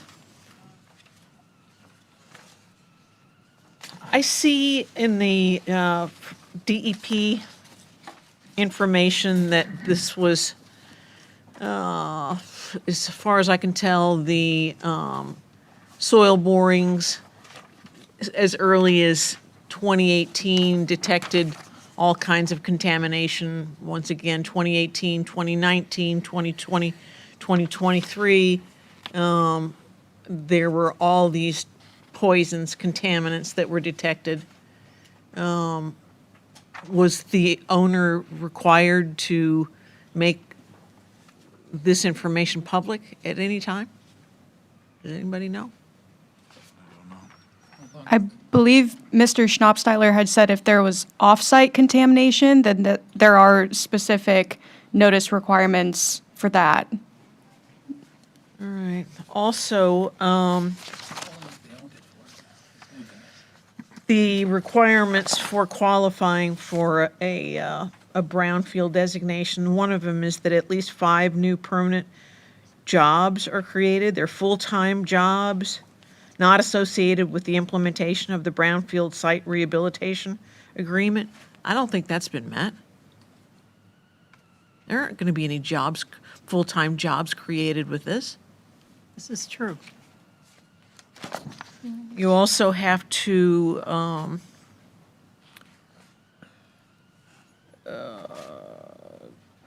the person proposing the area for designation has provided reasonable assurance that he or she has sufficient financial resources to implement and complete the rehabilitation agreement and redevelopment of the brownfield site. Well, the owner wrote a letter to us saying, "Oh yeah, I have $1 million for rehabilitation and another $45 million," and signed it. What did we do to proof that claim? It's a personal letter. We as staff review the application materials that we receive from the applicant.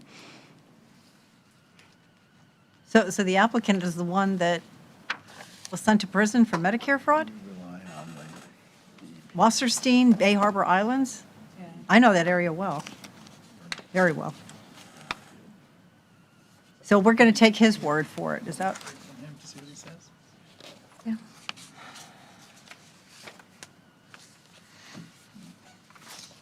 Anybody else? Madam Chair, I'd like to hear some of the feedback from the applicant's representative. Okay. Madam Chair, Commissioners, again, for the record, Michael Schnapsteiler with Cobb Cole. Madam Chair, to address your question about the job creation component and the financial information with respect to jobs, I had full-time security on site, full-time maintenance, full-time operations, 24 hours a day, 7 days a week at that site. It's going to be at least 5 full-time equivalent jobs out there at the site. Forever? That's the plan for the redevelopment of the site. And with respect to financial assurances, again, we provided a letter. The applicant does own and operate a design center facility very close to this site that shows their commitment to the project and the area. If there are additional financial information, we can work on it. We can provide it in advance of the January 6th second reading to show you that the financial resources are available. Again, they've completed assessment work. They've continued to complete assessment work to this point, dating back to 2024. I believe our client was an original investor in the first version of this project. He bought out his partner to avoid foreclosure in 2024 and is moving forward with the project as was originally intended. I can't speak to when the property was for sale previously. I do know that there was a rogue listing out there that the speaker identified, it was taken down. The property was not listed for sale when we had the community meeting in November out at the site. It was not listed for sale. Again, it was just a rogue. Sometimes on the internet, it's out there. It wasn't on the MLS. You couldn't find it. To Commissioner Vargas's comment, we represent an LLC. There is a managing member who did accept a plea deal associated with an investment he made. He did not operate the facility. He did spend some time in a federal facility, paying his debt to society. He still is, trying to work and earn a living and provide for his family. And again, our client is an LLC. There are other people associated with the business and the investment here. I don't know of any brownfield area designation criteria that are impacted by what happened previously. And again, the point of the brownfield program is to focus on the cleanup and the redevelopment. There's no indication that any of the appropriate rules and regulations or anything like that are not going to be followed here. Everything still has to be done by the book, and that's what we intend to do with this cleanup and redevelopment. How did, so there are 5 requirements in order to advance. 2 of them have not been met. And another one says that notice of the proposed rehabilitation of the brownfield area has been provided to neighbors and nearby residents. Do we know that that's been done, and how do we know that that's been done? The applicant provided their affidavit for posting to the community bulletins. They provided us photos of the signs that were posted at the property for their community meeting and for this public hearing and the upcoming one on January 6th. And the other notice requirement, the community meeting affording neighbors the opportunity to comment, that was held on November 4th. And then those meetings also had to be announced at a regularly scheduled meeting of the board. So in October and at the November 18th board hearing that you all had, Administrator Don Donaldson had announced the community meeting and the public hearings. So the notice requirements that are outlined in the statute have been met in those respects. Commissioner Capps. Yes, to Commissioner Hurd's concern about number 5 and this letter that was sent, reasonable assurance that he or she has sufficient financial resources to implement and complete the rehabilitation agreement and redevelopment of the brownfield site. You do a lot of these proceedings, and the type of reasonable assurance that we have been given, is this common? And is it consistent with what is normally done? For the record, again, Michael Schnapps-Tyler with Cobb Cole.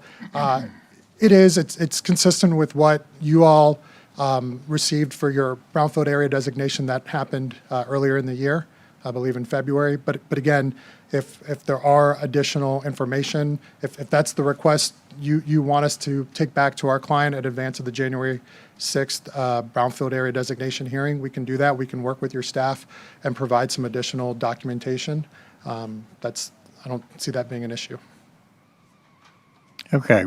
It would appear to me then that we've met sufficient thresholds to meet these 5 criteria, and that this is kind of strictly regulated by Florida statute. I mean, some of the other things that have been talked about are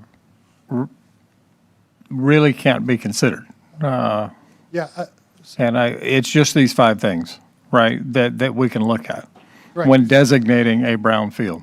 Right. These are objective criteria. It's either yes or no. It's not subjective. And Right. if you meet the 5 subjective criteria, the statute says shall.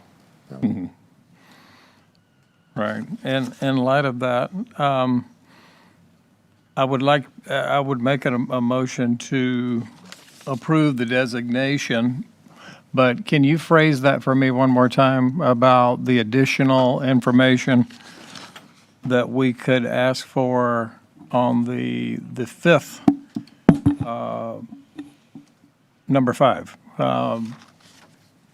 Maybe phrase that for me again. We're asking for additional information for the next hearing. If I may, we're not designating the brownfield today. Okay. We are just moving to have a second public hearing prior to 5 o'clock on January, I think it's 6th, and moving the staff report into evidence. You can add the contingency to bring additional financial information if you want, but we're not designating today, just to clarify that.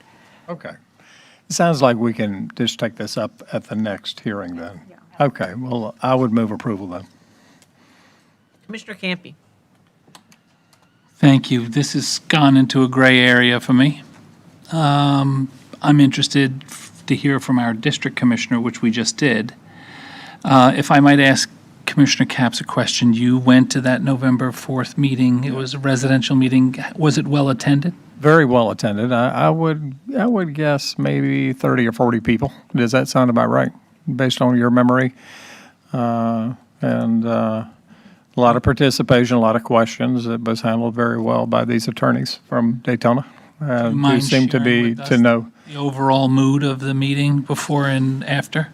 There were just a lot of questions and a lot of clarification given as to what the purposes of the brownfield designation is. I think there's a lot of misperception out there about what it is and what it is not, and who and how, what the county's role is in the matter. You know, there are a lot of folks that initially think that the county's involved with monitoring the actual cleanup and soil testing and that kind of thing, and that's all done by the DEP.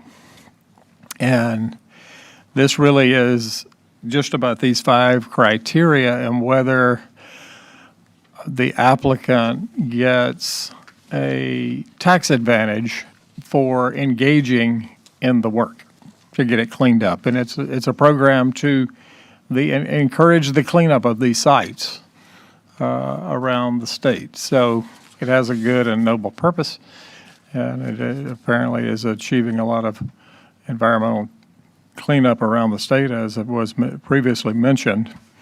But it seems to me like these hearings are all about those 5 bullet points, and that's kind of all you can really look at. And in light of that, I think we are satisfied that those requirements are fulfilled. Thank you. To our staff, I remember this property came up several years ago, and there was a huge uproar of residents that came forward. I remember because they gave us a stack of petitions, individual to each of us. It was like 500 pages to each of us. It was like 3,000 pages. It was like a printer's box of paper, copy paper. I cut them in half, and I've been using the back of them for notepads since, and I still have probably this many to go. It was a big deal, that project. It was really controversial, and if I remember correctly, we voted it down. Correct. That's why I'm getting to that point. That was looking to do something different. But when I look at the picture here, I can't imagine how you could shoehorn in a single extra house onto that property, which I get is probably legally permissible. Fits into, we're not even approving yes or no on that. We never will, it's minor. That's what I mean.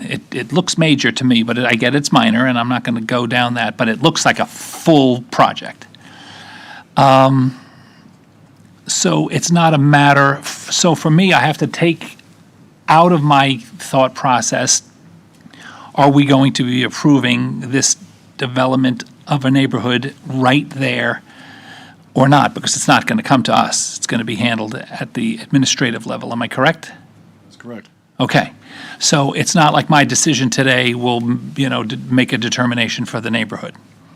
So now I go back to the cleanup. A carnation farm or a flower farm, we had one in Palm City on Berry, and it was bigger. Maybe it was about the same. It's a neighborhood now. I don't remember, I have a very good memory, but I don't remember that it being it really wasn't a contamination issue there. It was certainly not a brownfield. I don't remember, and some of you were here then too, I don't remember if it was a big contamination situation like this one seems to be. It also feels like it was a little more spread out than this one seems to be. And so the bottom line for my decision-making today, which with all due respect to my colleague, is he's the local. He was at that meeting, and he's the one who made the motion. That's first. Secondly, from a financial point of view, a letter saying, I can afford to do this doesn't really jump the bar for me. Of course someone's going to write that. I don't know what the legal responsibilities or ramifications would be if we found out that that letter wasn't as accurate. Who's the arbiter of deciding if someone, and I don't know the applicant, so I'm not trying to disparage any person. I see the names, I don't know those names, I don't know these people. So speaking generally, if I wanted to do a project, then all I had to do was type a letter that says, I have enough money to do it, and here's my signature. We don't have a financial arm that's reviewing that.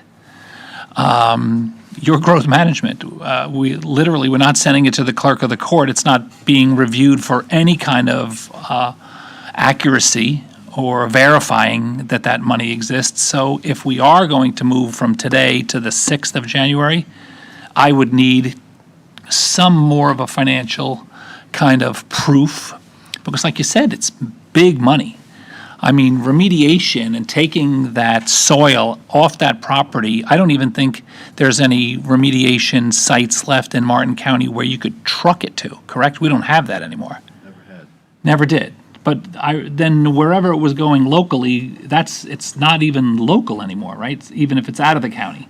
Well, it's just that depending on the contamination, it either would have to be landfill, but typically something like this has to go to like an incineration. Yeah, and be burned. Or in the worst case scenario, it used to get trucked out of the state to a special hazardous waste facility. Some other state where I don't know what the level is, but anyway, there's various designations of which we've never had a facility that could accept anything other than very minor.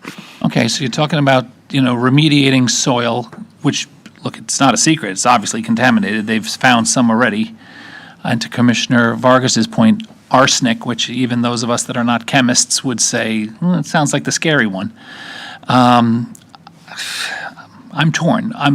The reason that I would potentially vote today in favor is because if you don't do something, it's just going to continue to just leach in and just get worse. This seems to me to be the most realistic and reasonable approach to remediation for the existing neighbors that are there. In this particular case of doing nothing, I just think every rainstorm, every wash is just going your way, or, I get that it's going, west to east, but it's also going north and south. It's not, unless it's like a swale, which it's not, it's going north and south, and the houses are literally on the property line. So I'm not opposed to having, at least bringing this to January 6th. The other thing, which is more of a personal thing based on, and I appreciate the photograph, I did not get an opportunity. I've driven past here many times because I have friends that live down in this neck of the woods. I probably drove past it on my way to the singing Christmas tree. But that being said, I wasn't looking at the property with that eye. If this is even an indication of how the property is being maintained, how long has your client owned it? 2021. 20, so 4 years, coming up on 5 potentially? Client's been the sole owner since 2024. Okay. Was an investor in 20. Okay, so at least a year. I will drive by before January 6th. Shouldn't look like that. If you're trying to put your best foot forward, I'd straighten it up. I mean, that sounds like a weird kind of personal request, but 5 of us are making a determination. I'll tell you, I'm close to, I was a no until I heard my colleague say that he's a lawyer. We have plenty of them, but he's also one of them. And so I'm willing to give you guys the benefit of the doubt based on, I need to see financials that are, I don't know who will eventually verify them, but more than a letter from the guy that says, I got enough money. And I would like, from the neighbor's point of view, that it's just neighborly to keep this up than look like some just, wasteland. And And then I guess we'll take it from there on January 6th. So I will second my colleagues, district commissioner colleagues' motion reluctantly. Commissioner Heatherington. I would just go back to the 5 criteria, and as far as the jobs, I would imagine that based on all of the reporting documentation, that's verified by some entity, whether it be the DEP, in order for you to get the tax credits. Is that correct? I mean, you can't, if you don't create 5 jobs, who's monitoring that? The DEP is focused on the incentives and on the cleanup. I don't know off the top of my head if they actually go out and count the jobs and verify it, but they do report it. But again, that's focused on the redevelopment after the cleanup is complete. Okay. And then as far as the proof of funds, I think this would be like a real estate transaction that you could require either to show a particular percentage, or a financial institution would verify that you have the proof of funds, whatever that amount is. So I would be willing to move it to January 6th. I think that you have a little work to do before January 6th, but I would be willing to move it to January 6th. Can I ask one more question? Sure.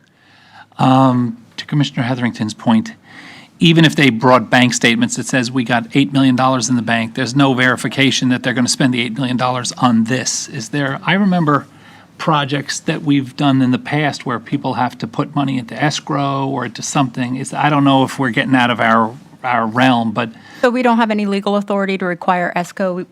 We can ask for a certified bank letter or accounting from a CPA if the board would like. So for this meeting, they're entitled to 2 hearings, so they're moving forward on January 6th, just to clarify either way. What the board is voting on today is to have it before 5. So if there's a no vote today, then we're having the hearing after 5. The board can certainly vote no at the next hearing to not designate the brownfield, but they do have 2 hearings under the law. So the board can give them direction that, it looks like a no and they should bring some additional financial. But I just wanted to clarify that there's going to be 2 hearings and the next one will be after 5 if there's a no vote today on the motion. So everybody understands. You're voting on whether to have the hearing after 5 or before 5 for the next meeting. but on the 6th, we can vote no. If we Certainly, felt- yes, absolutely. If you feel like they didn't meet the criteria, but they are entitled to 2 hearings under the law. I would prefer that the meeting is after 5 o'clock. Really? Yeah, Why? let the people that, What if the meeting gets over at 12:30? then I have to come back at 5 o'clock and have the meeting, because I think this is just my suggestion, and I know that this goes to daytime meetings versus nighttime meetings. This is a contaminated site in the heart of a very specific neighborhood where the houses are very close together. And I mean, I wouldn't want any kind of inference that we created an opportunity where it was harder for people to come. This is different than, hey, we're building something next to you. This is contamination. This is medical issues. This is pretty serious. And, we have budget hearings that start at 5:05. That's just my personal opinion. If we have it during the day, the other thing I didn't hear anyone say is that you put it on a board or you put some signs up. Do they have to send out certified letters to the surrounding property owners? There's not a mailing notice requirement in the statute. Okay, can we ask them to do that in terms of winning favor? They'll just say that they did. Well, they still have to certify them like everybody else does, right? Don't you? Yeah, we don't have any authority to do that under our ordinance. Well, I'm one of 5, and so I'm just giving you a suggestion. I'm going to ask people that show up at this meeting on the 6th and say, how'd you hear about it? If you genuinely want a favorable, I'm willing to be very objective. If your client wants, to me to give him all of, the potential thoughtfulness in my decision-making, you have to prove to me that the local residents were notified, not just putting a sign up, because some people don't drive by that way. And if you put it on some website, some people don't see that website. We require everybody else in the world to mail out within a couple hundred feet or yards of a project to say that they got a notification. I get that we can't make you do that, but if you came back on the 6th and said, look, here, we sent certified letters to our surrounding neighborhood ring, that's going to go a longer way for me to be favorable in my decision-making for you all with your request. Just to remind everybody, we're following a state statute for a tax credit for this cleanup, and the board will be required to evaluate the criteria by which each of those 5 criteria. And so it'll have to be an objective reasoning that you determine. So I think that's important to remember. Ms. Gavin, before or after 5? Then What do you think about your neighbors? I think a lot of them are still not aware. then And we are the closest street to the property, and the majority of them don't have a clue what's going on. she has to They speak. think, they thought that the sign. Ma'am, can you come up? Can you come to the speaker, please? I'm sorry. The majority of neighbors that I have spoken to thought that that sign was for development. And we know that it's not. This is very, very different. So there are a lot of people that aren't here today just because of the time. I don't know that it matters if we're going back to the criteria, but I would like to add, since I'm here, if there's 5 permanent jobs created, I think we need to know what they are so somebody can follow up that they really happened. That's the least of it. Yeah. Commissioner Capps? So in order, if we went with Commissioner Campy's logic of making it after 5, then it would be more logically consistent for me to withdraw my motion. Correct, Right. yes, because your motion had the hearing before 5, we would still need for the board to receive the agenda item and the attachments, but you wouldn't have to talk about the timing because the statute requires us to have one after 5 o'clock, and that would be the next one. Right. Oh, well, I would rather err on the side of making sure that anyone who might want to be at this hearing has that opportunity after 5 o'clock. So I will withdraw that motion. You withdrawing? Yes. All right. I would tell you, I don't mind the meetings before 5 if there was some way for you to notify the affected parties. And I'm not trying to give you guys grief. I'm trying to give you like a answer to the test. This is the kind of things that, and I get what Mr. Donaldson's saying, that we're just talking about giving you the opportunity to get a reimbursement of expenses. But to me, the advantage for the neighbors is you're going to clean up a site that's been really terrible for a long, long time. That's for me.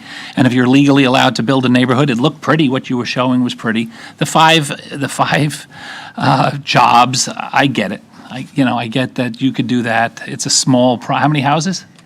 38. 38. You can have a full-time guard in front of the neighborhood for 38 houses? You're talking about the 5 employees, but who's paying for those 5 employees? It costs a fortune to have a guard in front of a neighborhood, even if you have 600 homes, never mind 38. And I get they're going to be beautiful.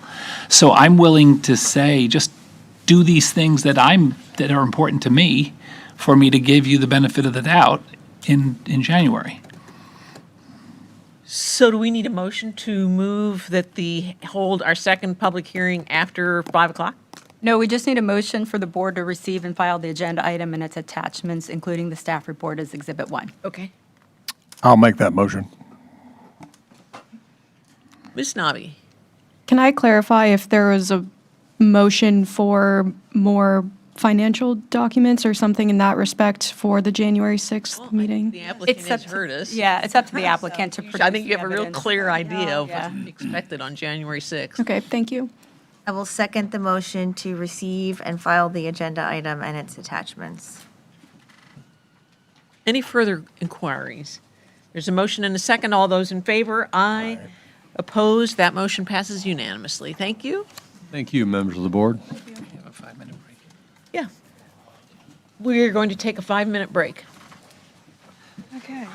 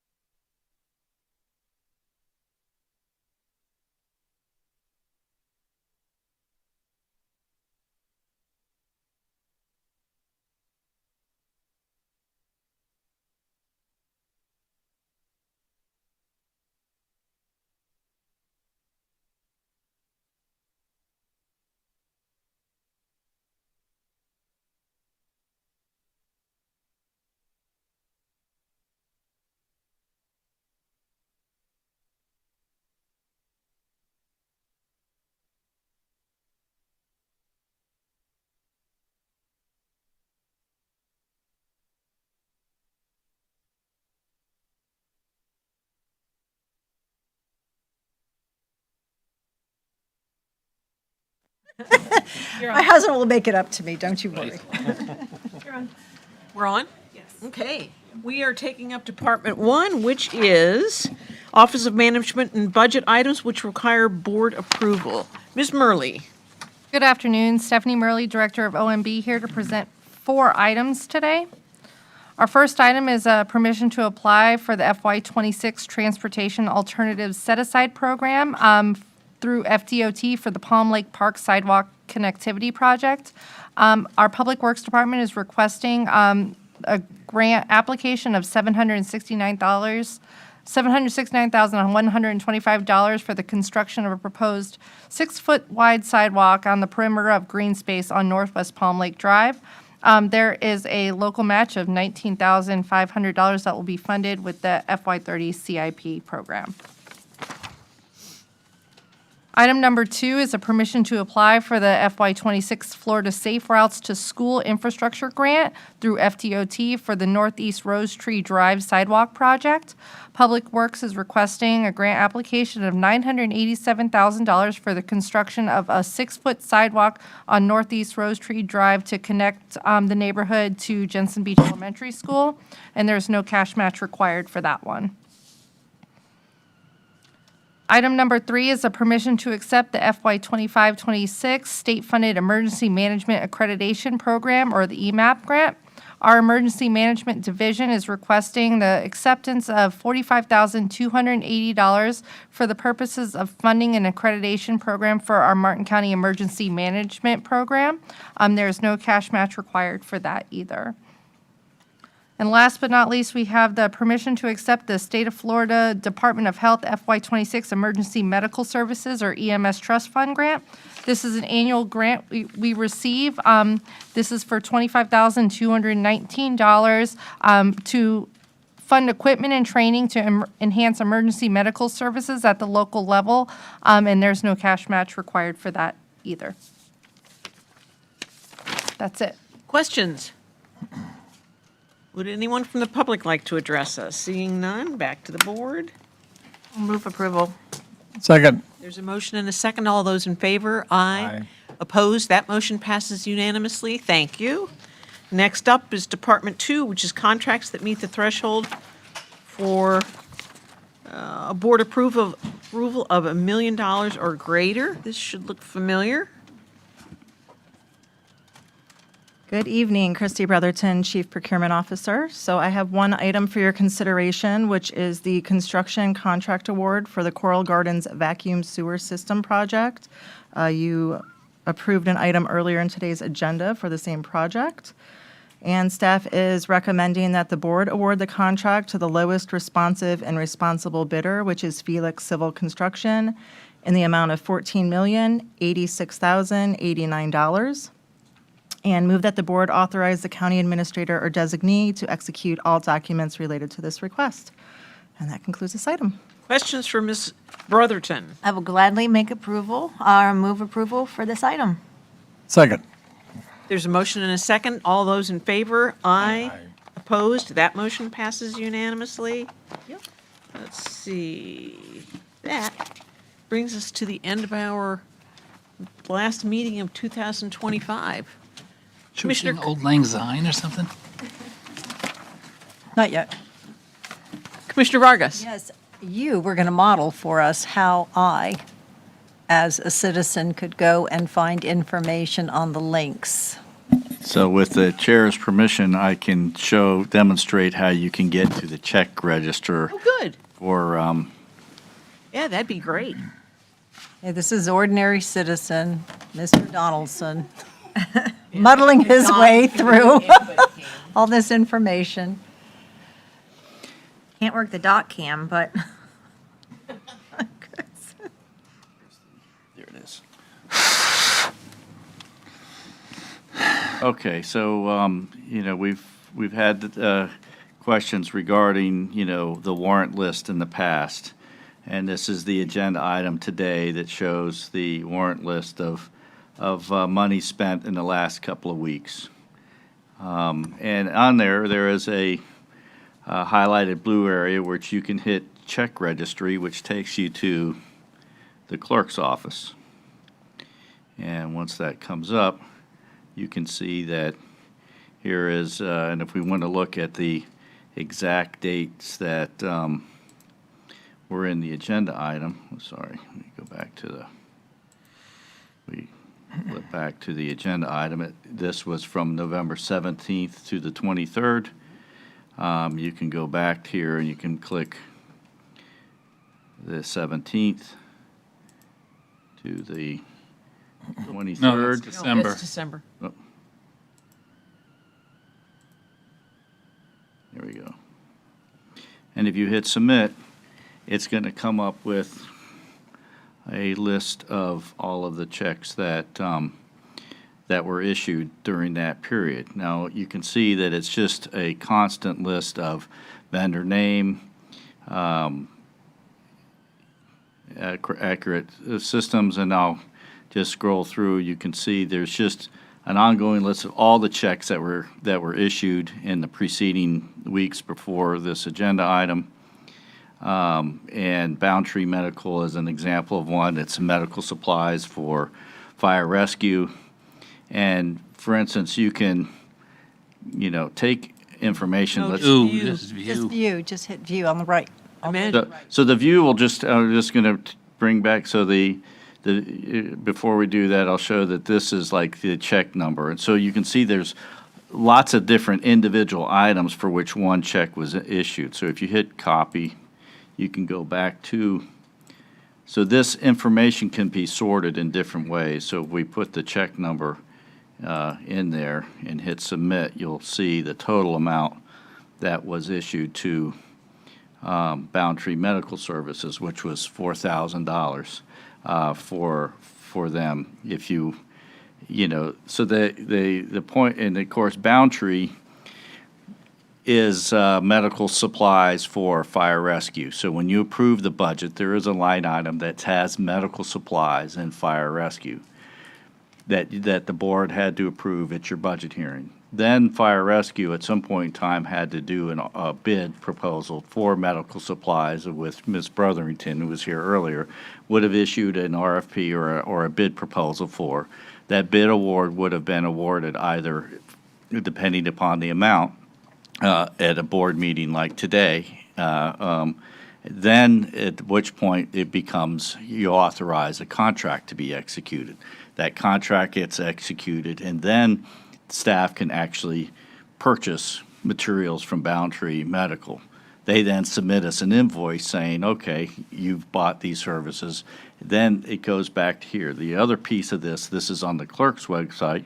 Part of the court's job, Ms. Carolyn Timmon, as our chief financial officer, also verifies that all of these processes were actually done in the proper order and that we expended them properly. And then, of course, at the end of the year, we have an audit. So just wanted to say that the check registry is a summary of checks that were issued in total amounts in the last preceding 2 weeks. But you can also see, actually, in any date range you want, those types of registries. Now, the information under view, I can, so you go back to Boundtree, just to hit view. You're not, it's that the information here just gives you the total of what I showed you before. But you can put in, if you knew the vendor's name, you can put it in here, the vendor invoice number, the minimum amount, or if you don't know any of that, as you scroll through the list, you can copy that information and put it back in and sort. You can also sort it by different dates if you so desire. So there is a lot of information there. But again, the consent item that has the list of check registry, in order for that to be expended, it got approved many times before they get there. So you've already actually approved the budget, you've approved the contracts, and then this is just a way to provide the public with a summary of what was expended. And you would expect that, given the size of our budget, that we're going to be spending anywhere from about $1.5 million or to $3 million every agenda item on contracted services or more. So that's just the nature of the size of our business, is that this is a week, basically, showing the difference so every time you see these summaries, you could expect that your county in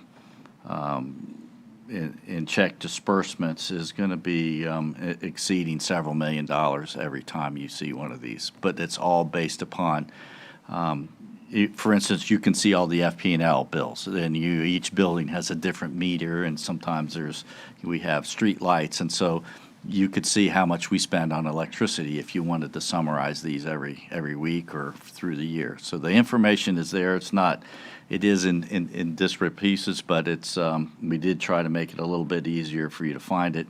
And again, you can find each vendor that you can scroll through the entire list of the thousands of invoices that we receive.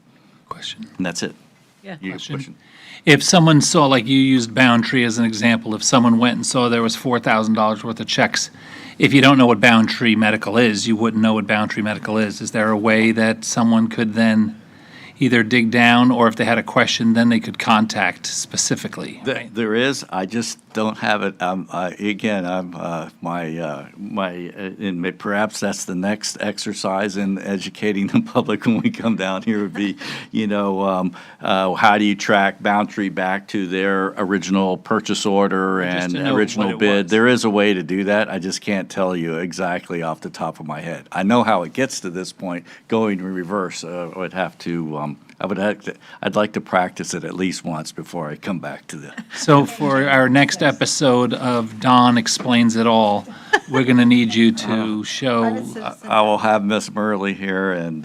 just simply because I get that you can see the name of the vendor and the dollar amount, but certain vendor names, some of them are obvious, FPL, AT&T, but some of them are not as obvious.